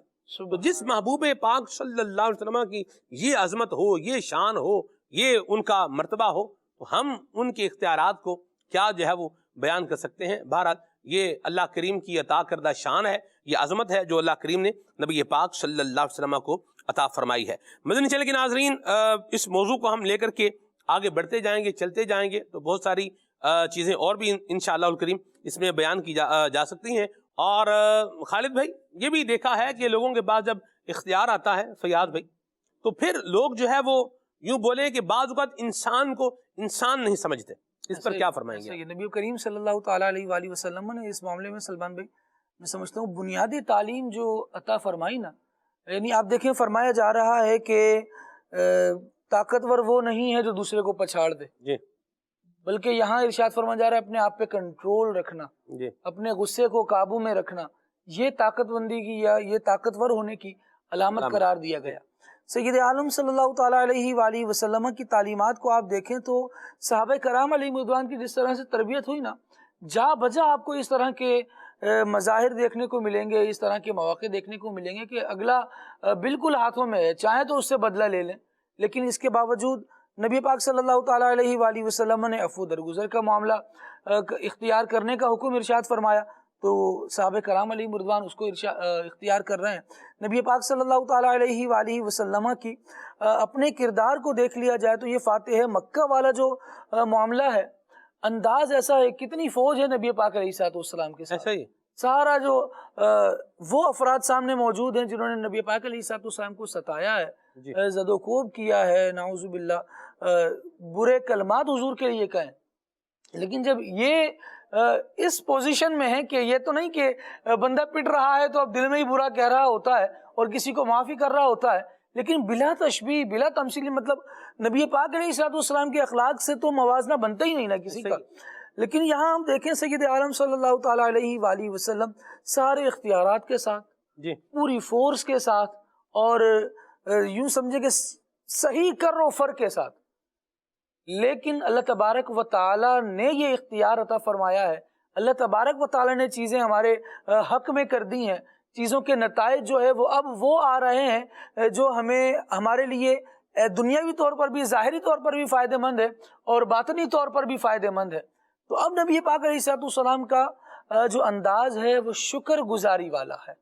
بندے کو نعمتیں ملیں تو پھر اضافہ یہ ہونا چاہیے کہ وہ نعمت دینے والے کی طرف متوجہ ہو جائے کہ اس نے معاملوں کو درست کر دیا، اس نے کاموں کو سیدھا کر دیا، ورنہ میرا اختیار کیا تھا۔ ہم دیکھیں جو ہمیں ہمارے بزرگوں کی طرف سے لاحول شریف پڑھنے کی تعلیم ہے، اس میں بنیادی طور پر تو ہمارے نفس کی تربیت ہے، ایسی بات نہ نیکی کرنے کی مجھے توفیق، نہ میں اتنی طاقت کہ میں گناہ سے بچ سکوں، لیکن بچانے والا کون ہے؟ اللہ ہے، اللہ باللہ، مگر اللہ ہی بچاتا ہے۔ جب ہم اس بات کو پڑھ رہے ہوتے ہیں اور ریئلائز کر رہے ہوتے ہیں تو پھر ہم اپنی زندگی میں ان چیزوں کو دیکھتے ہیں کہ ہمیں جو نعمتیں مل رہی ہیں، جو اختیار مل رہا ہے، جہاں پر تھوڑا سا مجھے تسلط مل رہا ہے، وہ اللہ تبارک و تعالیٰ کے دیے سے ہے۔ اور پھر جب مسلمان عقیدہ آخرت کو سامنے رکھتا ہے نا کہ مجھے جو مل گیا وہ میں اس کا مالکی حقیقی نہیں بن گیا، بلکہ انسان کو جو ملکیت ملتی ہے وہ وقتی ملکیت ہے، مالکی حقیقی اللہ تبارک و تعالیٰ ہے، اس کی بارگاہ میں بندے کو حاضر ہونا ہے، پھر وہاں جا کر جواب دینا ہے کہ ایسا کیوں کیا۔ سلمان بھائی، بہت سے لوگ وہ ایسے ہوتے ہیں جن کے اختیار میں ہوتا ہے کسی کی زندگی کا فیصلہ، ایسے وہ قلم چلا دیں تو بندہ مر جائے، وہ قلم چلا دیں تو یوں سمجھے کہ فوجوں کی فوجیں لڑ جائیں، بلکہ اس کو ڈومیسٹک لیول پر یا گھریلو زندگی کے اعتبار سے بھی ہم دیکھیں تو بسا اوقات والدین کے ہاتھ میں ہوتا ہے بچوں کے معاملات میں صلح کروانا، اور وہ چاہیں تو ان کا فیصلہ نافذ ہو جائے، لیکن لوگ اپنے اختیارات کا غلط فائدہ اٹھا کر یا جہاں اختیار استعمال کرنا ہے وہاں اختیار استعمال نہ کر کے ایسا دروازہ کھولتے ہیں جھگڑے کا کہ پھر وہ بند نہیں ہو رہا ہوتا۔ خالد بھائی، اس میں بھی جو ایک وجہ ہے نا یہ ہے کہ جو کمزور ہوتا ہے نا اس کے لیے بولنے کے لیے تیار نہیں ہوتا۔ ہم یہ ظاہر سی بات ڈومیسٹک لیول کی جو آپ نے بات کی، ہم اسی کے اوپر بات کر رہے ہیں۔ ایک خاندان ہے، مثال کے طور پر ہم 2 بھائی ہیں، ٹھیک ہے، اب یہ عمر فیاض بھائی اور مدنی رضا بھائی، ان کو لے لیں کہ یہ ہمارے کیا ہیں، چچا کے بیٹے ہیں، لیٹس سپوز، فرض کر لیں آپ، ٹھیک ہے۔ اب سلمان بھائی خالد بھائی کا جو ہے نا وہ کیا کر رہا ہے، معاذ اللہ، اللہ نہ کرے، حق کھا رہا ہے، بھائی کا حق کھا رہا ہے۔ ان کو بھی پتا ہے، بھائی دکھائیں ذرا، مدنی رضا بھائی کو دکھائیں، ان کو بھی پتا ہے کہ یہ حق کھا رہا ہے، ان کو بھی پتا ہے کیا کر رہا ہے، حق کھا رہا ہے، دونوں کو پتا ہے حق کھا رہا ہے۔ کہیں بیٹھیں گے بات ہوگی، ٹھیک ہے، یہ بھی بیٹھے ہوئے ہیں، صحیح، مسئلہ حل کرنے کے لیے یا جو بھی کلیش ہے اس کے لیے بات ہو رہی ہے آپس میں، یہ بھی نہیں بول رہے، یہ بھی نہیں بول رہے۔ اچھا، آپ الگ سے ملیں گے، یہ بھی بولیں گے بھئی یہ بڑا بھائی ہے، کر غلط رہا ہے، لیکن سامنے کیا ہے اس کے سامنے نہیں بولیں گے۔ اچھا، سامنے بولنے کے بھی دو وجوہات، نہ بولنے کی بھی 2 وجوہات، ایک تو ہے اس کے شر سے بچنا، بھی بول تو دیں گے لیکن بول کے کیا ہوں گے، خود ہی ایک گھمنڈ گھیری ہے، اس میں جو ہے وہ پھنس جائیں گے، ٹربل میں آ جائیں گے، پریشانی میں آ جائیں گے، جو ہے نا وہ پریشان ہو جائیں گے، فساد کا دروازہ جو ہے نا کھل جائے گا، اپنے بھی اس میں ڈگڑے جائیں گے۔ تو یہ بعض اوقات بندے کو یہ چیز ہوتی ہے، وہ کیا کرتی ہے، بولنے سے روکتی ہے۔ عموماً ایسا نہیں ہوتا، بالخصوص جو ڈومیسٹک لیول پر جو گھریلو اعتبار سے جو پرابلمز ہوتے ہیں، جھگڑے ہوتے ہیں، جو پرابلم ہوتا ہے، اس میں ایسا نہیں ہوتا کہ بھئی بولیں گے تو ہمیں جو ہے نا وہ کوئی نقصان پہنچے گا، ایسا نہیں ہوتا. لیکن لوگ نہیں بولتے. کیوں نہیں بولتے؟ صرف کیا ہے، اس کے پاس 4 پیسے ہیں اس لیے کوئی نہیں بولے گا، اور اس کے بعد کچھ نہیں ہے. ادھر بھی اس کے بارے میں بول کے ہمیں کیا ملنا ہے، کیا ہونا ہے، کچھ بھی نہیں ہونا. یہ کام نہیں کرنا چاہیے. جب ہمیں پتا ہے کہ بیٹھے ہوئے بات ہو رہی ہے ایک مسئلہ حل کرنے کے لیے، یا جو بھی صورتحال، اور ہمیں معلوم ہے کہ یہ چیز یہ یوں نہیں، یہ یوں ہے، صحیح، اور ہمارے پاس موقع بھی ہے، ہم بول بھی سکتے ہیں، اور 2 بندے مل کر کے ایک جو ہے وہ بننے پر ایک مورل پریشر بھی جو ہے وہ کریٹ کر سکتے ہیں، اور کسی کا حق دلا سکتے ہیں، دلانا چاہیے. یہ اختیار استعمال کرنا چاہیے اپنا. بندے کے پاس اگر یہ ہے تو اس کو اختیار کو استعمال کرے اور حق دلانے کی کوشش کی جائے. یہ میں عرض کروں، دوسرے کا حق دلانے کی کوشش کریں. ہمارے ہاں کیا کرتے ہیں، اس کو گول مول کر دیتے ہیں. کچھ تم لے لو، کچھ کیا ہے تم لے لو. مثال کے طور پر یہ گلاس اور مائک ہے، یہ میرا اور خالد بھائی کا، اس کو سائڈ پہ کر لیتے ہیں. میرا اور خالد بھائی کا آپس میں کلیش ہو گیا. یہ مائک اور گلاس دونوں کس کا ہے؟ خالد بھائی کا. فرض کر لیں آپ یہ خالد بھائی کا، ٹھیک ہے. تو اب فیصلہ کروانے والے کیا کر رہے ہیں؟ اچھا ایسا کریں، مائک آپ رکھ لیں، گلاس ان کو دے دیں، یا گلاس آپ رکھ لیں، مائک جو ہے نا وہ سلمان بھائی کو دے دیں. بھائی کیوں دے دیں بھائی؟ صحیح، کیوں مائک؟ جب اس کا ہے ہی نہیں، ہمیں بھی پتا ہے نہیں ہے، اور جو یہ کر رہا ہے اس کو بھی پتا ہے کہ میرا نہیں ہے. پتا ہوتا ہے بندے کو کیا میرا ہے، کیا میرا نہیں ہے، کتنی زمین میری ہے، کتنی زمین میری نہیں ہے، کون سی جائیداد میری ہے، کون سی جائیداد میری نہیں ہے، سب بندے کو پتا ہوتا ہے. لیکن بعض اوقات سانپ فطرت بندہ بن کر کیا کرتا ہے، ایک چیز کی جگہ کے اوپر جو اپنا پھن پھیلائے بیٹھ جاتا ہے. اور یاد رکھیے جو سانپ پھن پھیلا کے بیٹھتا ہے نا، اس کا لوگ ساری کچلتے ہیں. اس کا یاد رکھیے گا، سانپ کی نہ دم پہ کوئی سوٹی مارے گا، نہ کوئی اس کے باقی حصے پر کوئی جو ہے وہ لٹھ مارے گا، اس کے سر کے اوپر جو ہے نا وار کیا جاتا ہے. کیونکہ سر اٹھایا نا، اس نے سر اٹھایا ہے، لہذا اس کے سر پر ہی ضرب لگائی جائے گی. کیونکہ مرنا اس نے جس سر کو اٹھایا ہے اسی سر کو کچلا جائے گا تو یہ مرے گا.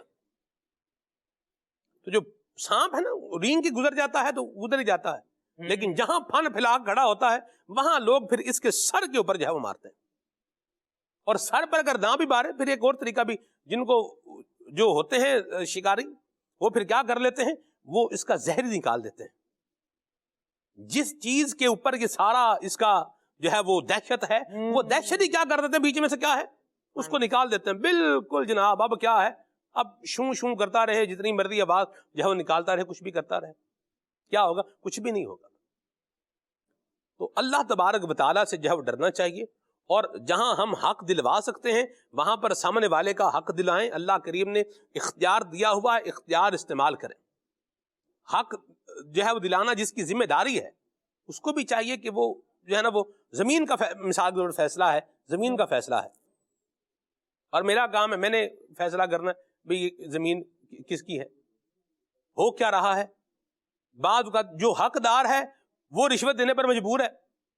یہ میں نے یہ بھی ایک بات سنی خالد بھائی، یہ خود یعنی جن پر بیت رہا ہے انہوں نے جو ہے وہ بتایا، انہوں نے کہا جی ہماری زمین کا مسئلہ تھا، زمین ہم نے خرید لی تھی، لیکن کاغذات میں کیا ہوا، اس کا انتقال نہیں ہوا.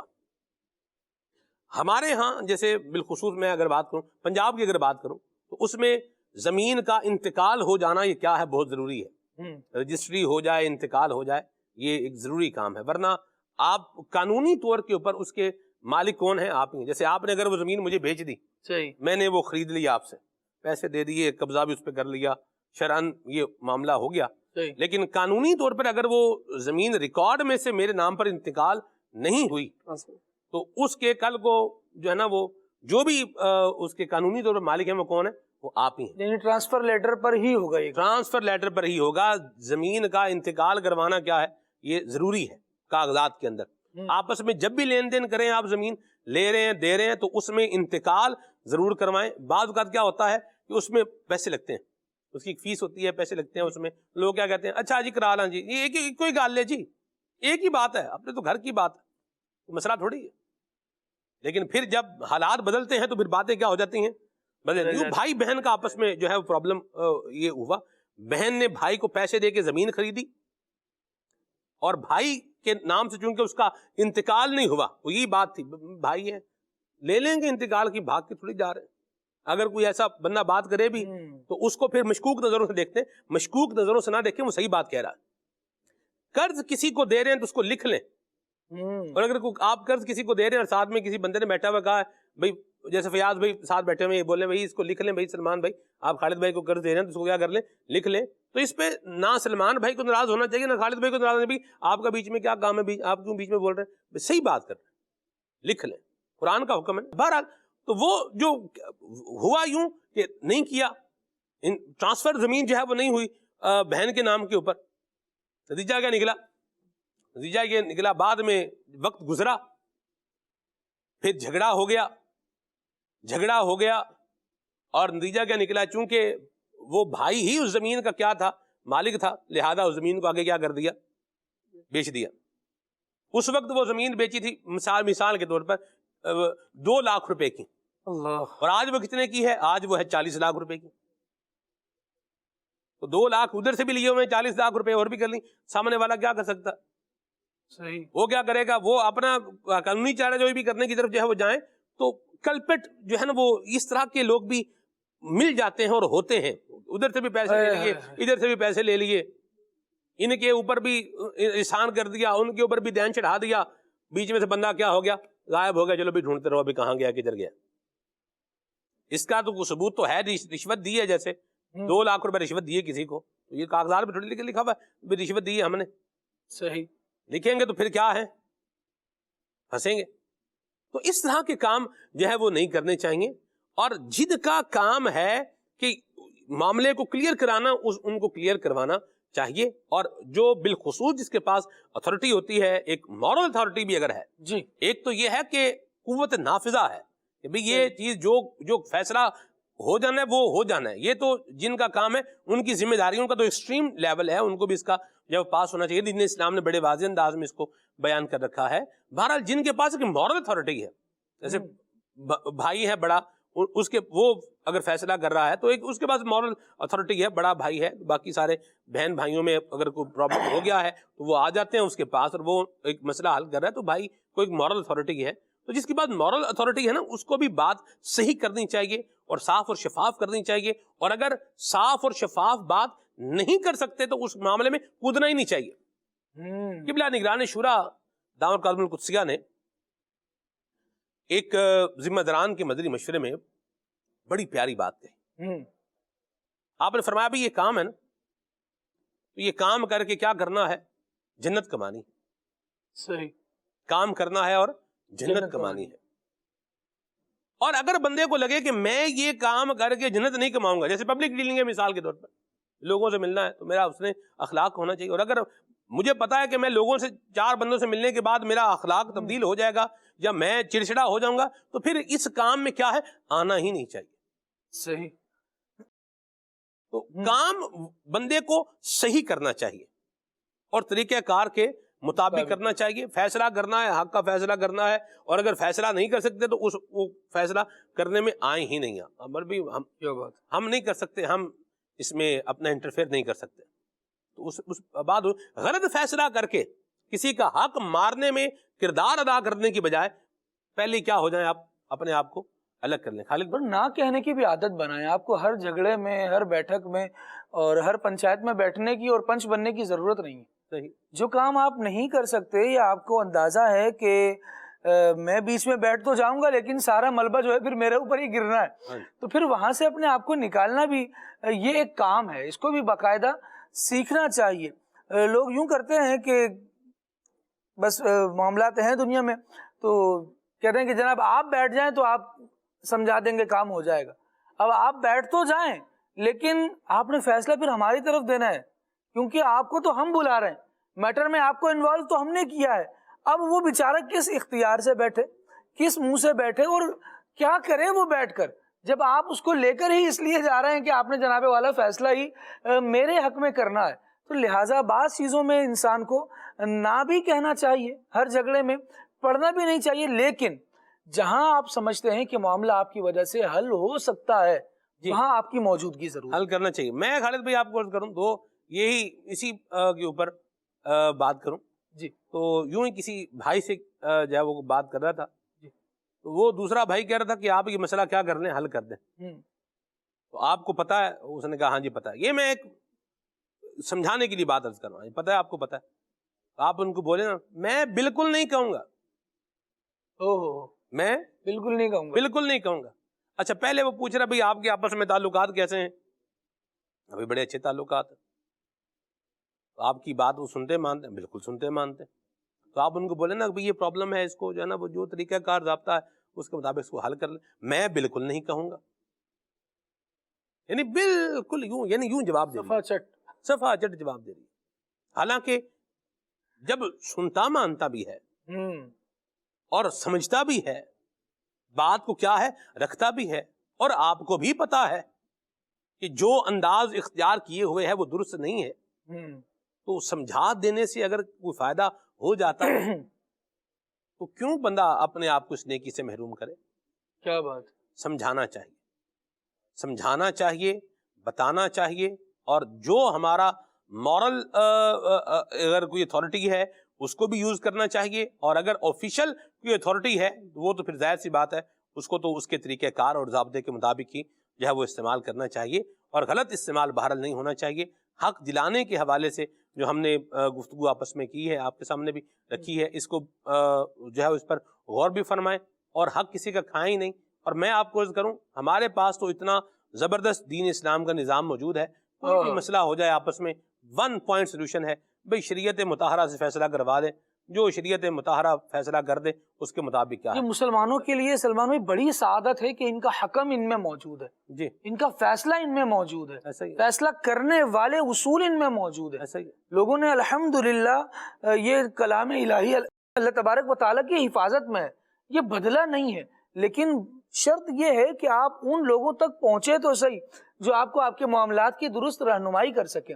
آپ جب اپنے آپ کو شریعت کے تابع کر کے چھوڑ دیں گے نا تو شریعت آپ کو بے یار و مددگار نہیں چھوڑے گی، آپ کو اصول دیا جائے گا، آپ کو جواب دیا جائے گا، آپ کو بات بتائی جائے گی کہ کیا کرنا ہے۔ آپ دیکھیے کتنے ہی لوگ وہ ہیں جو غیر مسلم تھے، نبی کریم علیہ الصلوۃ والسلام کے اختیارات اور نبی کریم علیہ الصلوۃ والسلام کے فیصلوں کی شان کی وجہ سے وہ مرتبہ صحابیت پر سرفراز ہو گئے۔ یعنی حضور صلی اللہ تعالیٰ علیہ وسلم کی بارگاہ میں آئے کوئی فیصلہ لے کر، ایک طرف تو صحابی تھے رضی اللہ تعالیٰ عنہ اور دوسری طرف وہ غیر مسلم تھا۔ ہوا کیا کہ اب جب فیصلہ ہونا تھا تو اس فیصلے میں درست یا حق بجانب وہ غیر تھا۔ نبی کریم علیہ الصلوۃ والسلام نے اصولوں کے مطابق جو فیصلہ تھا وہ ارشاد فرما دیا۔ لوگ یہ دیکھ کر کہ نبی پاک علیہ الصلوۃ والسلام نے قرآن و سنت کے مطابق فیصلہ کیا ہے، اپنی ذات، اپنی برادری، اپنا قبیلہ اور اپنے مذہب کو ترجیح دیتے ہوئے اس کے حق میں فیصلہ نہیں کیا بلکہ اصولی فیصلہ کیا اور انصاف کا فیصلہ کیا، تو نتیجہ کیا ہوا؟ جو غیر مسلم تھا وہ بھی مسلمان ہو گیا، اور یہ اسلام کی روشن تعلیمات کا نتیجہ تھا کہ لوگ جو ہے وہ دائرہ اسلام میں آیا کرتے تھے۔ سبحان اللہ۔ لیکن اب اگر ہم دیکھ لیں اور معاشرتی طور پہ بے راہ روی، فیصلوں میں بالکل بے اعتدالی، اور یوں سمجھیں کہ کسی کی جانب جھکاؤ کے ساتھ فیصلے، یہ معاشرے میں مزید جھگڑے کو پروان چڑھا رہے ہیں۔ آپ دیکھیں سلمان میں کتنے فیصلے کیسے ایسے ہوتے ہیں، عدالت نے فیصلہ دے دیا اور باہر نکلتے نکلتے کسی فریق نے دوسرے فریق کی جان لے لی۔ ایسی بات ابھی فیصلہ ہوا تھا، اب یہ اس کو پتا ہے کہ میں نے سارے دروازے بجا لیے ہیں، جہاں جہاں سے میں حق تلاش کر سکتا تھا وہ میں نے کر لیا، لیکن اب میرے اختیار میں کچھ نہیں ہے۔ بندہ اتنا یوں سمجھے کہ مینٹلی اسٹریس میں آیا کہ اب اس کو اپنی جان دینی پڑے گی دوسرے کی لے کر، یہ تھوڑی بچے گا جو عدالت سے باہر جائے گا۔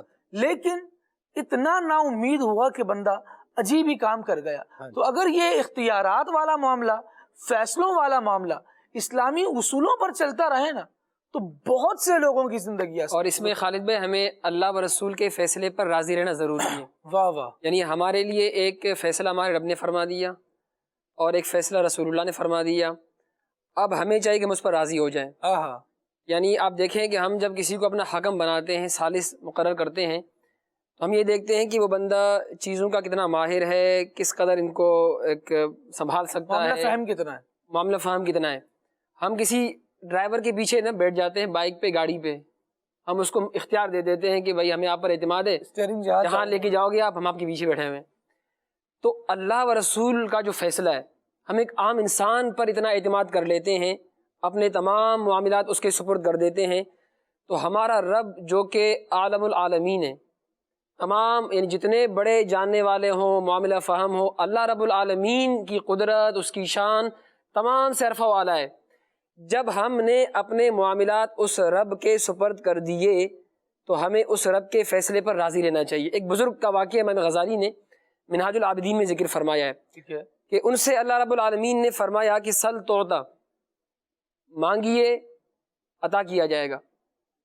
تو انہوں نے جواب میں کہا کہ اللہ رب العالمین کی ذات جو کہ تمام جہات سے ہر چیز کو جانتا ہے، اور میں وہ کہ جو ہر چیز سے نابلد ہوں، مجھے کسی چیز کا نہیں پتہ، ایسی ذات کہ جو تمام چیزوں کا عالم ہے، سب کو جانتا ہے، وہ ایک جاہل بندے سے سوال کر رہا ہے۔ انہوں نے فرمایا، بزرگ نے اپنے بارے میں، کہ میں جو نہیں جانتا، مجھ سے فرما رہا ہے کہ مانگ کیا مانگتا ہے، تو میں کیا جانتا ہوں کہ میرے لیے کیا بہتر ہے کیا غلط ہے۔ تو فرمایا کہ یا اللہ میرے حق میں وہی فیصلہ فرما دے جو تو بہتر جانتا ہے۔ تو جب ہم نے اپنے تمام معاملات رب العالمین کے سپرد کر دیے، اور جو فیصلہ ہمارے لیے اللہ رب العالمین نے فرمایا اور جو فیصلہ رسول اللہ صلی اللہ علیہ وسلم نے فرما دیا، اس پر راضی رہنا ایز اے مسلم ہمارے لیے ضروری ہے، اور اس فیصلے کو ایکسیپٹ کرنا ہمارے ایمان کا حصہ ہونا چاہیے۔ بالکل، بھلے وہ ہمارے خلاف ہو یا ہمارے حق میں ہو، واہ واہ، تو یہ اللہ رسول کا حکم ہے، اس کے مطابق یہ مکان آپ کا نہیں بنتا، تو بس ٹھیک ہے جی، نہیں بنتا، آپ اس کو خالی کر دیں، بالکل خالی کریں، اللہ جگہ دے گا، اللہ کے نام پہ خالی کر رہے ہیں، یہ اللہ کے حکم کے سامنے سر جھکا رہے ہیں، بالکل ٹھیک ہے بھئی، یہ دکان آپ کی نہیں ہے۔ یہ بھی بعض اوقات ہوتا ہے نا کہ وہ کیا کرتے ہیں، نام کروا دیتے ہیں، بھئی خریدی باپ خرید رہا ہے اپنی رقم سے، اچھا نام کس کے کروائیں، ابھی اس کے نام کروا دیں، اس کے نام کروا دیں، پھر بعد میں دوسرے بھائی کہتے ہیں یہ تو ابو نے جگہ جو ہے وہ لی تھی، اور یہ آپ کے تو صرف نام ایسے کروائی تھی، کاغذات میں صرف آپ کو شو کرنے کے لیے کیا تھا، بنا کہتا ہے میں ہی اس کا مالک ہوں، اب ڈھونڈتے رہے۔ یہ بھی چیزیں دیکھ بھال کے اس طرح کے فیصلے بھی بھارت کرنے چاہیے، لیکن وہ جو بات تھی جو فیاض بھائی نے فرمائی ہے کہ اللہ رسول کا جو فیصلہ ہے اس کے اوپر بندہ آمین کرے، بندے کی فیور میں ہو تو بھی اس کے اوپر جو ہے وہ سر جھکائے، فیور میں نہ ہو تو بھی کیا کرے، سر جھکائے۔ اور ارشاد ہوا سلمان بھائی، فَإِن تَنَازَعْتُمْ فِي شَيْءٍ فَرُدُّوهُ إِلَى اللَّهِ وَالرَّسُولِ إِن كُنتُمْ تُؤْمِنُونَ بِاللَّهِ وَالْيَوْمِ الْآخِرِ۔ اگر کسی معاملے میں جھگڑا ہو جائے تو اسے اللہ اور اس کے رسول کی بارگاہ میں پیش کرو، اگر تم آخرت پر اور اللہ پر ایمان رکھتے ہو۔ جب ایسا کرو گے، پھر یہاں سے جو فیصلہ ہو جائے اسے قبول کرو گے، تو ارشاد ہوا ذَلِكَ خَيْرٌ وَأَحْسَنُ تَأْوِيلًا، یہی بہتر ہے اور تعویل کے اعتبار سے بھی حسن والا ہے۔ اور ایک اور جگہ چند آیات کے بعد رب العالمین نے ارشاد فرمایا فَلَا وَرَبِّكَ لَا يُؤْمِنُونَ حَتَّى يُحَكِّمُوكَ فِي مَا شَجَرَ بَيْنَهُمْ، کہ آپ کے رب کی قسم لوگ ایمان والے نہیں ہو سکتے جب تک کہ اپنے آپسی معاملات میں آپ کا فیصلہ نہ کروا لیں، یعنی آپ کی شریعت جو اصول دیتی ہے اس کے مطابق فیصلہ نہ ہو، اور پھر جب آپ فیصلہ فرما دیں ثُمَّ لَا يَجِدُوا فِي أَنفُسِهِمْ حَرَجًا مِمَّا قَضَيْتَ، پھر جب آپ فیصلہ کر دیں تو اپنے دل میں کوئی حرج نہ پائیں، کوئی یہ نہ ہو کہ یہ فیصلہ تو میرے خلاف ہو گیا، ایسا نہیں ہونا چاہیے تھا، یہ نہ ہو۔ اگر یہ ہوگا تو پھر بندہ ایمان والا نہیں رہے گا، ایمان کی دولت سے محروم رہ جائے گا، اس کا ایمان کامل نہیں رہ پائے گا۔ تو بندہ غور کر لے کہ جب شریعت کا فیصلہ آ گیا نا تو پھر وہی کام ہے کہ بس چھوڑ دیا۔ جیسے کہ ہم دنیاوی معاملات میں کسی کو اپنا حکم تسلیم کر لیتے ہیں تو بظاہر ہمیں لگ رہا ہوتا ہے کہ یہ شاید رونگ جا رہے ہیں، اس کے باوجود کہ یہ ہم سے کچھ زیادہ معاملہ فہم ہے، ہم سے کچھ زیادہ عالم ہیں، تو لہٰذا ان کی بات کو قبول کر لیتے ہیں۔ تو اس چیز کو مد نظر رکھیں کہ جو فیصلہ ہمارے حق میں ہمارے رب نے فرمایا اور جو فیصلہ اس کے مختار رسول صلی اللہ علیہ وسلم نے فرمایا، تو وہ ہمیں ہماری عقلوں کو، ہماری سمجھ کو، ہماری فکر کو بھلے صحیح معلوم نہیں ہوتی ہو، لیکن وہ حق اور حق ہے، اور اس میں ہماری بہتری ہی ہے۔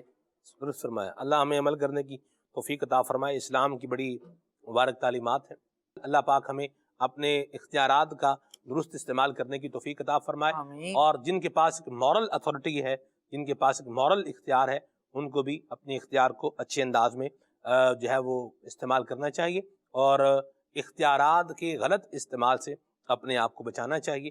بعض اوقات جس طرح خالد بھائی نے کہا کہ کچھ لوگ جو ہے وہ کی پوزیشن پر ہوتے ہیں کہ ان کے سائن پر یوں بولیں کہ کسی کے مستقبل کا فیصلہ جو ہے وہ ہو رہا ہوتا ہے، پروموشن کا، ڈی پروموشن کا فیصلہ ہوتا ہے، سیلری پیکج کا جو ہے وہ فیصلہ ہوتا ہے، سہولیات کا فیصلہ ہوتا ہے، اور اس طرح کے فیصلے ہوتے ہیں۔ تو ان لوگوں کو انصاف سے کام لینا چاہیے، نہ تو یہ ہے کہ یہ ہمیں سوٹ کر رہا ہے تو اس کو جو ہے وہ نواز دو، جو نہیں دینے کا وہ بھی ساتھ میں کیا کر دو، بیچ میں ڈال دو، بھائی ٹھیک ہے صحیح ہے، پانچوں آدمی آئے بھائی، اپنا بندہ ہے بھائی، کیا ہے جانے دو، اپنی برادری کا ہے کیا ہے بھائی ٹھیک ہے۔ یہ کام نہیں ہونا چاہیے۔ اور خالد بھائی، جو لوگ واقعی درست استعمال کرتے ہیں اور اختیارات کا اچھا استعمال کرتے ہیں، انہیں اللہ کریم پھر عزت بھی عطا فرماتا ہے، اور جس طرح دنیا میں ان کی عزت ہوتی ہے ویسے ہی اللہ کریم ان کو کیا ہے آخرت میں بھی عزت عطا فرمائے گا۔ اللہ تعالیٰ ہمیں یہ اچھی باتوں پر عمل کرنے کی جو ہے وہ توفیق عطا فرمائے، اور اللہ کریم ہمیں غلط فیصلوں کی شر سے اور اختیارات کے ناجائز استعمال سے محفوظ و مامون فرمائے۔ آمین آمین بجاہ النبی الامین علیہ وعلی آلہ افضل الصلوات و تسلیم۔ کالز لیتے ہیں، پھر آگے چلتے ہیں۔ میرا نام حمزہ یاسین ہے، میں اوکاڑا سے بات کر رہا ہوں۔ میں Darul Madinah international Islamic school system میں پڑھتا ہوں۔ آپ کا پروگرام کھلے آنکھ صلی اللہ کہتے کہتے تازگی کو مزید بڑھا دیتا ہے۔ ہمارے گھر میں آپ کا پروگرام بہت شوق سے دیکھا جاتا ہے۔ دعوت اسلامی زندہ باد۔ واہ بھائی واہ، مرحبا، اللہ آپ کو جزائے خیر عطا فرمائے، خوش رہیں ماشاءاللہ۔ جی مرکز الاولیاء لاہور سے مظہر اقبال اتاری۔ مدنی چینل کا بہت پیارا سلسلہ کھلے آنکھ صلی اللہ کہتے کہتے سلمان بھائی کا بہت پیارا سلسلہ ہے۔ ڈیلی بیس پہ ٹاپک بھی بہت زبردست ہوتے ہیں۔ مجھے حضور غوث پاک کی یہ منقبت بھی نعت خان اسلامی بھائی سے سننی ہے۔ رخ سے اپنے اب پردہ اٹھا دو، جالیوں پہ نگاہیں جمی ہیں۔ بڑی مہربانی، بہت شکریہ جی۔ جی نعت خان اسلام بھائی سے عرض ہے کہ وہ یہ کلام سنا دیں، ان کی مہکنے دل کے غنچے کھلا دیے۔ مرحبا جی۔ مدنی رضا بھائی آپ سے عرض ہے یہ والا کلام سنا دیں۔ امام علیہ سنت امام احمد رضا خان کا لکھا ہوا محمد مظہر کامل حق کے شان عزت کا۔ سبحان اللہ۔ مرحبا جی۔ جی نے ساتھ بتایا ہے، زیادہ لوگ سے بات کر رہی ہوں۔ سلمان بھائی آجنا کو غوث پاک کی من کے بسنوں گی۔ خدا کے فضل سے ہم پر ہے سایہ غوث آدم کا، ہمیں دونوں جہان ہے سہارا غوث آدم کا، فضل غوث آدم جاری رہے گا۔ مرحبا ماشاء اللہ جی۔ قمر زمان اتاری پنڈ ہٹوبہ سے بول رہا ہوں، اور میری نعت خان اسلام بھائی سے گزارش ہے کہ مجھے یہ کلام سنا دے، حال دل کس کو سنائیں آپ کے ہوتے ہوئے۔ مرحبا جی۔ جی میرا نام علی رضا اتاری ہے، میں ضلع شیخ پورہ خانقاہ سے عرض کر رہا ہوں، ایک کلام کی فرمائش سنا دیں۔ میرا دل اور میری جان مدینے والے، تجھ پہ سو جان سے قربان مدینے والے۔ واہ مرحبا، کیا پیارے کلام کی فرمائش کی جی مدنی رضا بھائی۔ صلی اللہ تعالی علیہ وآلہ وسلم۔ ان کی مغکنے دل کے غنچے کھلا دیے گئے، ان کی مغکنے دل کے غنچے کھلا دیے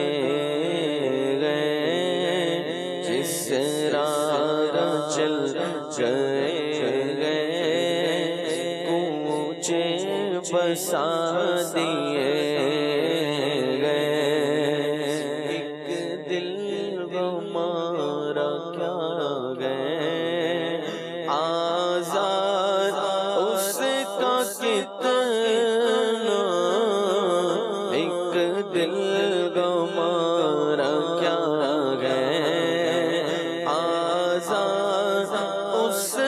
کتنا تم نے تو چلتے پھرتے، تم نے تو چلتے پھرتے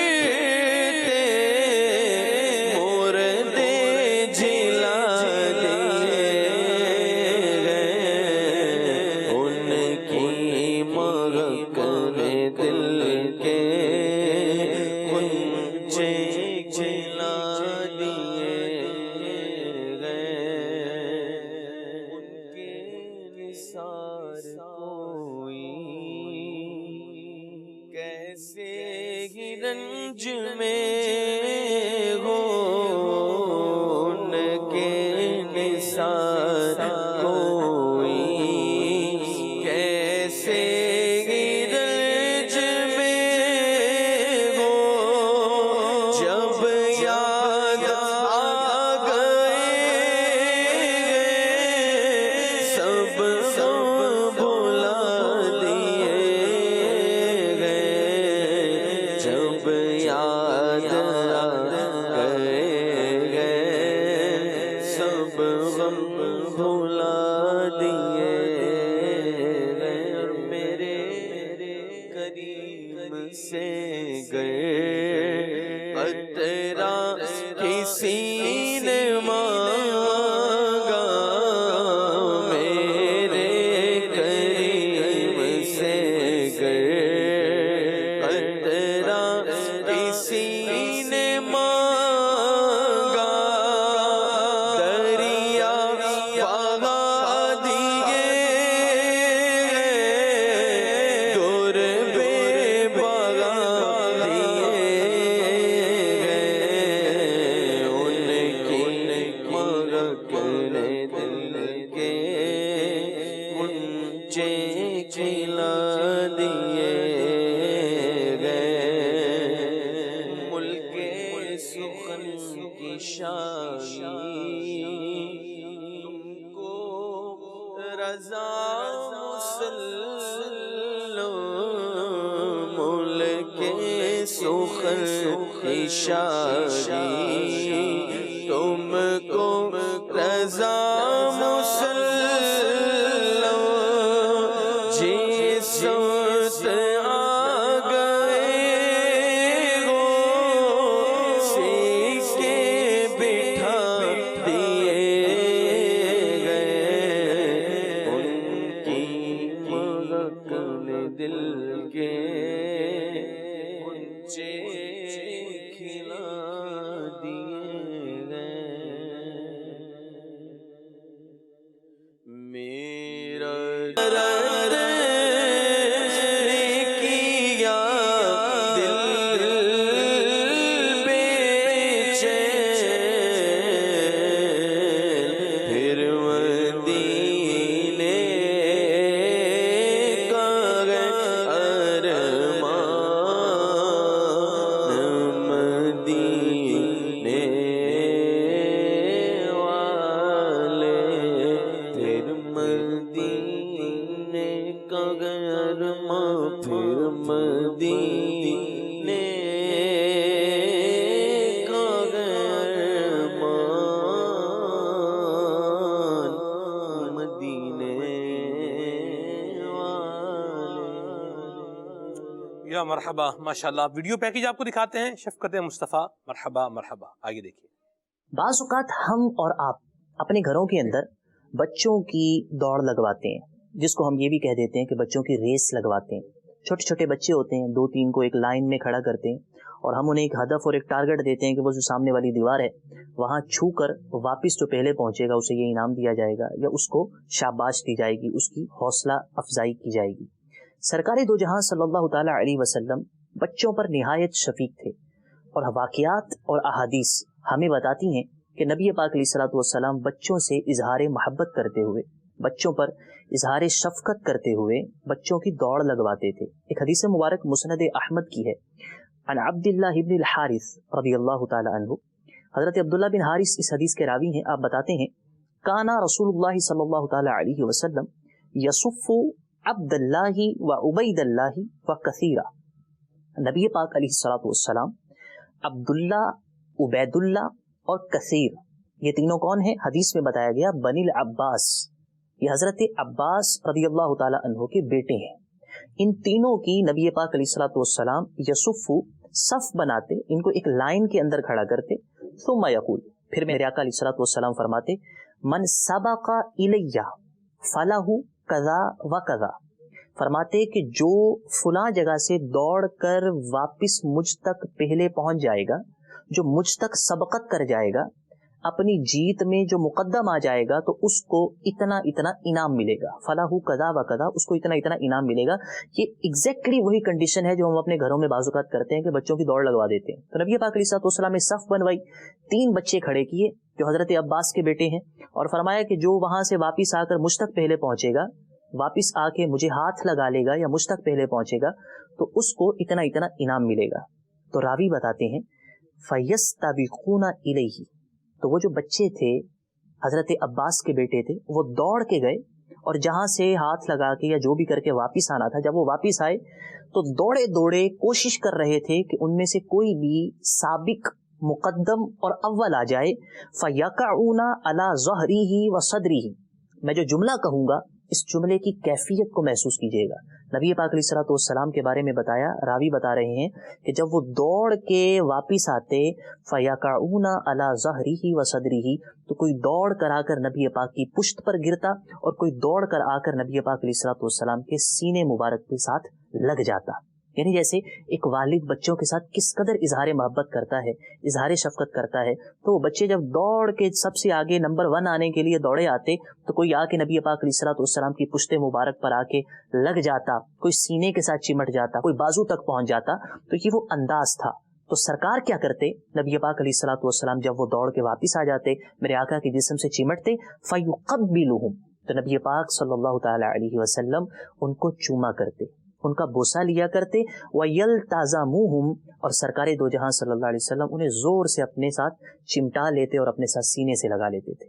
اب اس قدر خوبصورت واقعہ اور اتنا زبردست انداز محبت، ایسی شاندار شفقت کہ بچوں پر شاید ہم کرتے ہوئے کبھی کبھار کترا جائیں یا شرما جائیں یا اپنی عزت یا اپنے عہدے کے خیال کے اندر شاید ہم ایسا کام نہ کریں، لیکن آقا کونین صلی اللہ علیہ وسلم، ہادی امت، رہبر امت اور ساری امت کو سیدھے راستے پر چلانے والے، ہمیں عملاً یہ کر کے دکھا رہے ہیں کہ بچے کے ساتھ اظہار محبت کیسے کرتے ہیں۔ بچے کی دوڑ لگوائی، جب وہ واپس آئے تو وہ آ کے اچھل اچھل کے سرکار کے قدموں میں آ رہے ہیں اور میرے آقا ان کو چوم کے اپنے سینے کے ساتھ لگا لیتے ہیں۔ یہ ہے انداز محبت۔ اسی طرح ایک بڑا خوبصورت واقعہ، حضرت عبداللہ رضی اللہ تعالیٰ عنہ، یہ حضرت جعفر طیار شہید رضی اللہ تعالیٰ عنہ کے بیٹے ہیں۔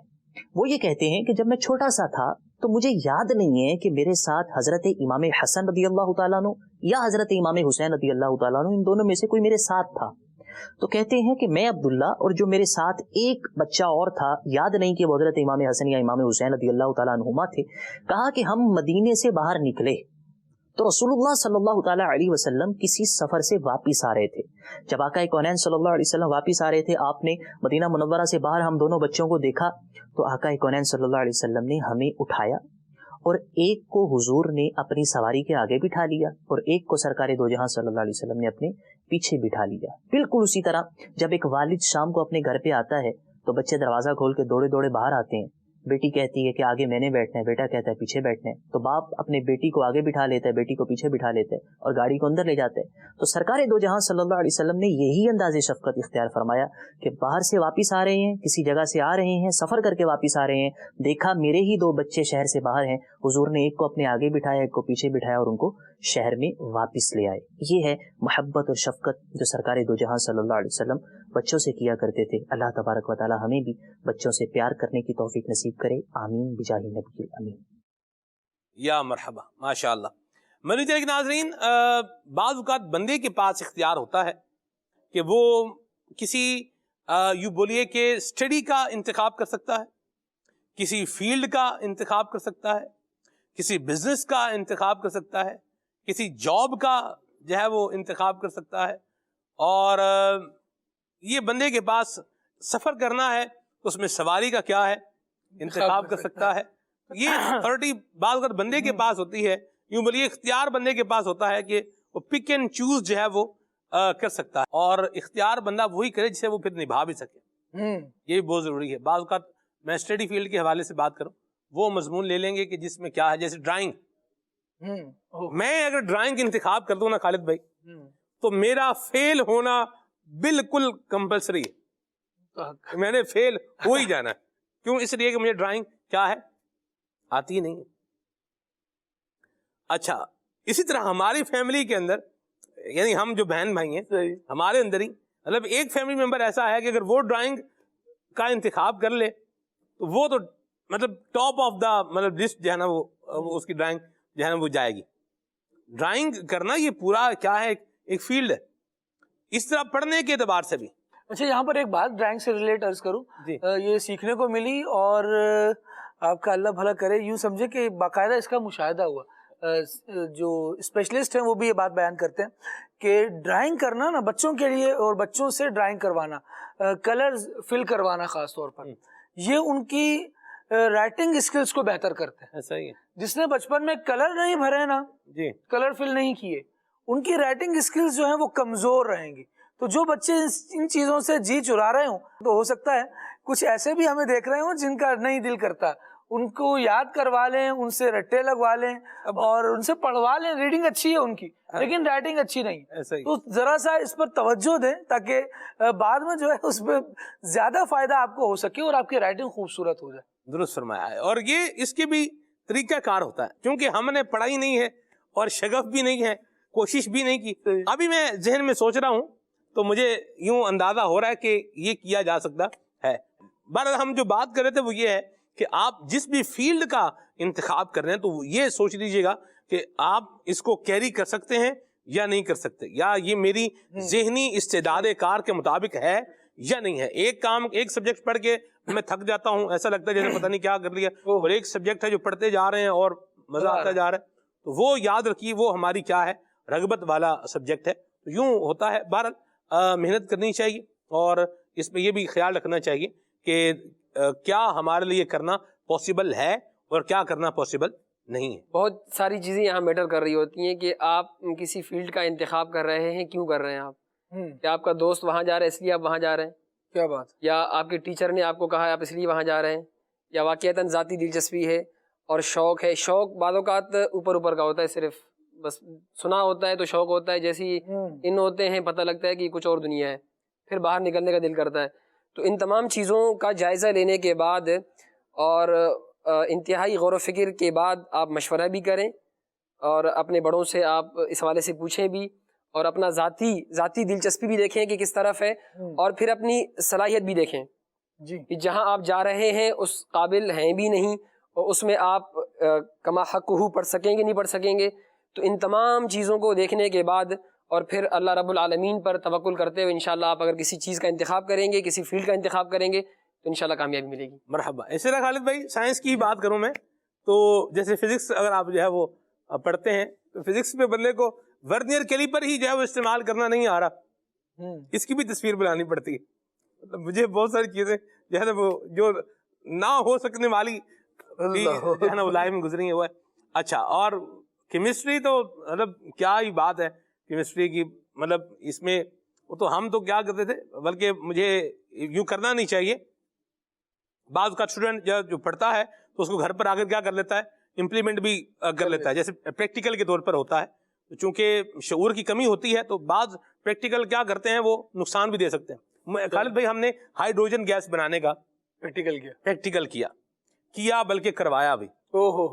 اور ایسا ہوا بچپن سے ٹیچر بننے. اللہ اکبر. بس وہ ایک موقع تھا تو وہ کیا ہوتا ہے جیسے زنک تھا، وہ زنک اس میں بوتل میں ڈالا ہوا تھا، پورا آپریٹر ہم نے جو ہے نا سیٹ کیا ہوا تھا. ہائیڈروجن گیس جو ہے وہ بننی تھی، تو وہ ہم نے زنک اس میں ڈالا ہوا تھا. اور کیا کیا اس کے اندر ڈائلیوٹیڈ آپ کو کوئی بھی ایسڈ ڈالنا ہے، جیسے ہائیڈروکلورک ایسڈ ڈالیں آپ، سلفیورک ایسڈ آپ ڈالیں، تو یہ ان دونوں میں سے کوئی ایک ہی زیادہ تر جو ہے نا وہ استعمال ہو رہا ہوتا ہے.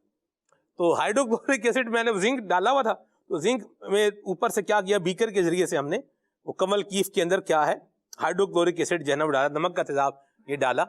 اچھا تیزاب ڈالا تو وہ کیا ہے، کوئی گیس نہیں بنی. اچھا ہم لیب میں ہیں تو لیب میں جو ٹیبل ہوتا ہے سائنس لیب کے اندر، تو اسٹوڈینٹ سارے کیا ہوتے ہیں اس کے ارد گرد مطلب جمع ہوتے ہیں. تو ہم سارے یہ 10th کی بات ہے یہ.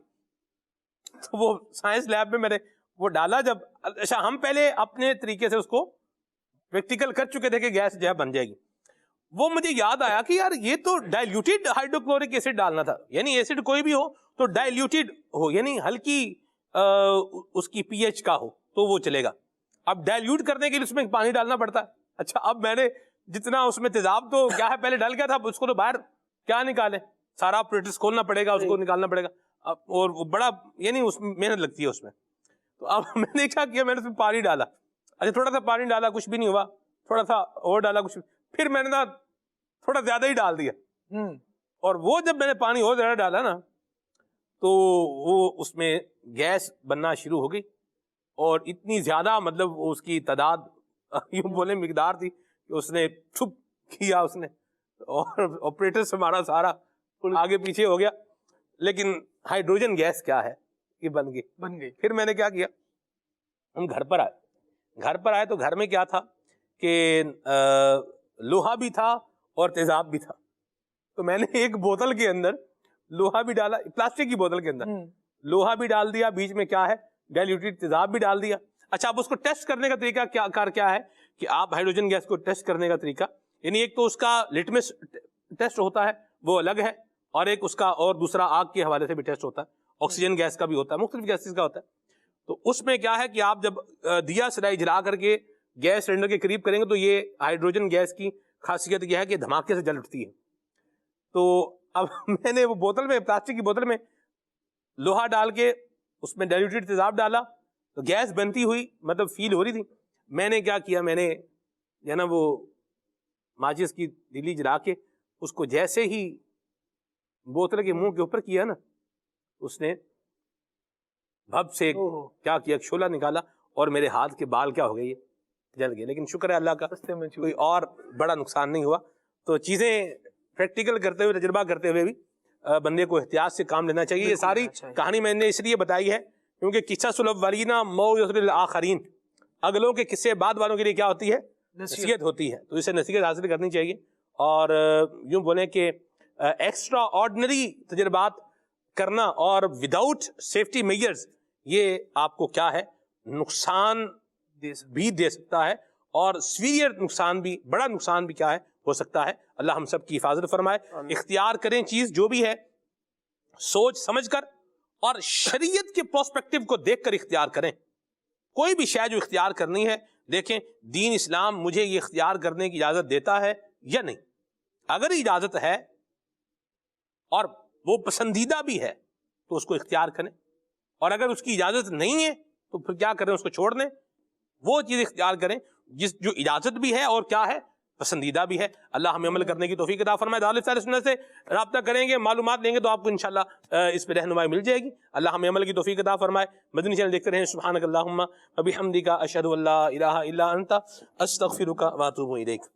مصطفیٰ جان رحمت پہ لاکھوں سلام, شمع بز میں ہدایت پہ لاکھوں سلام. کاش محشر میں جب ان کی آمد ہو اور بھیج سب ان کی شوکت پہ لاکھوں سلام. مجھ سے خدمت کے قدسی کہے ہاں رضا, مصطفیٰ جان رحمت پہ لاکھوں سلام, شمع بز میں ہدایت پہ لاکھوں سلام. ہو ذکر رب کا صبح ایسے گو شروع اپنی, خدا رہے راضی ہے یہ آرزو اپنی. کھلے آنکھ صلی اللہ کہتے کہتے, کھلے آنکھ صلی اللہ کہتے کہتے,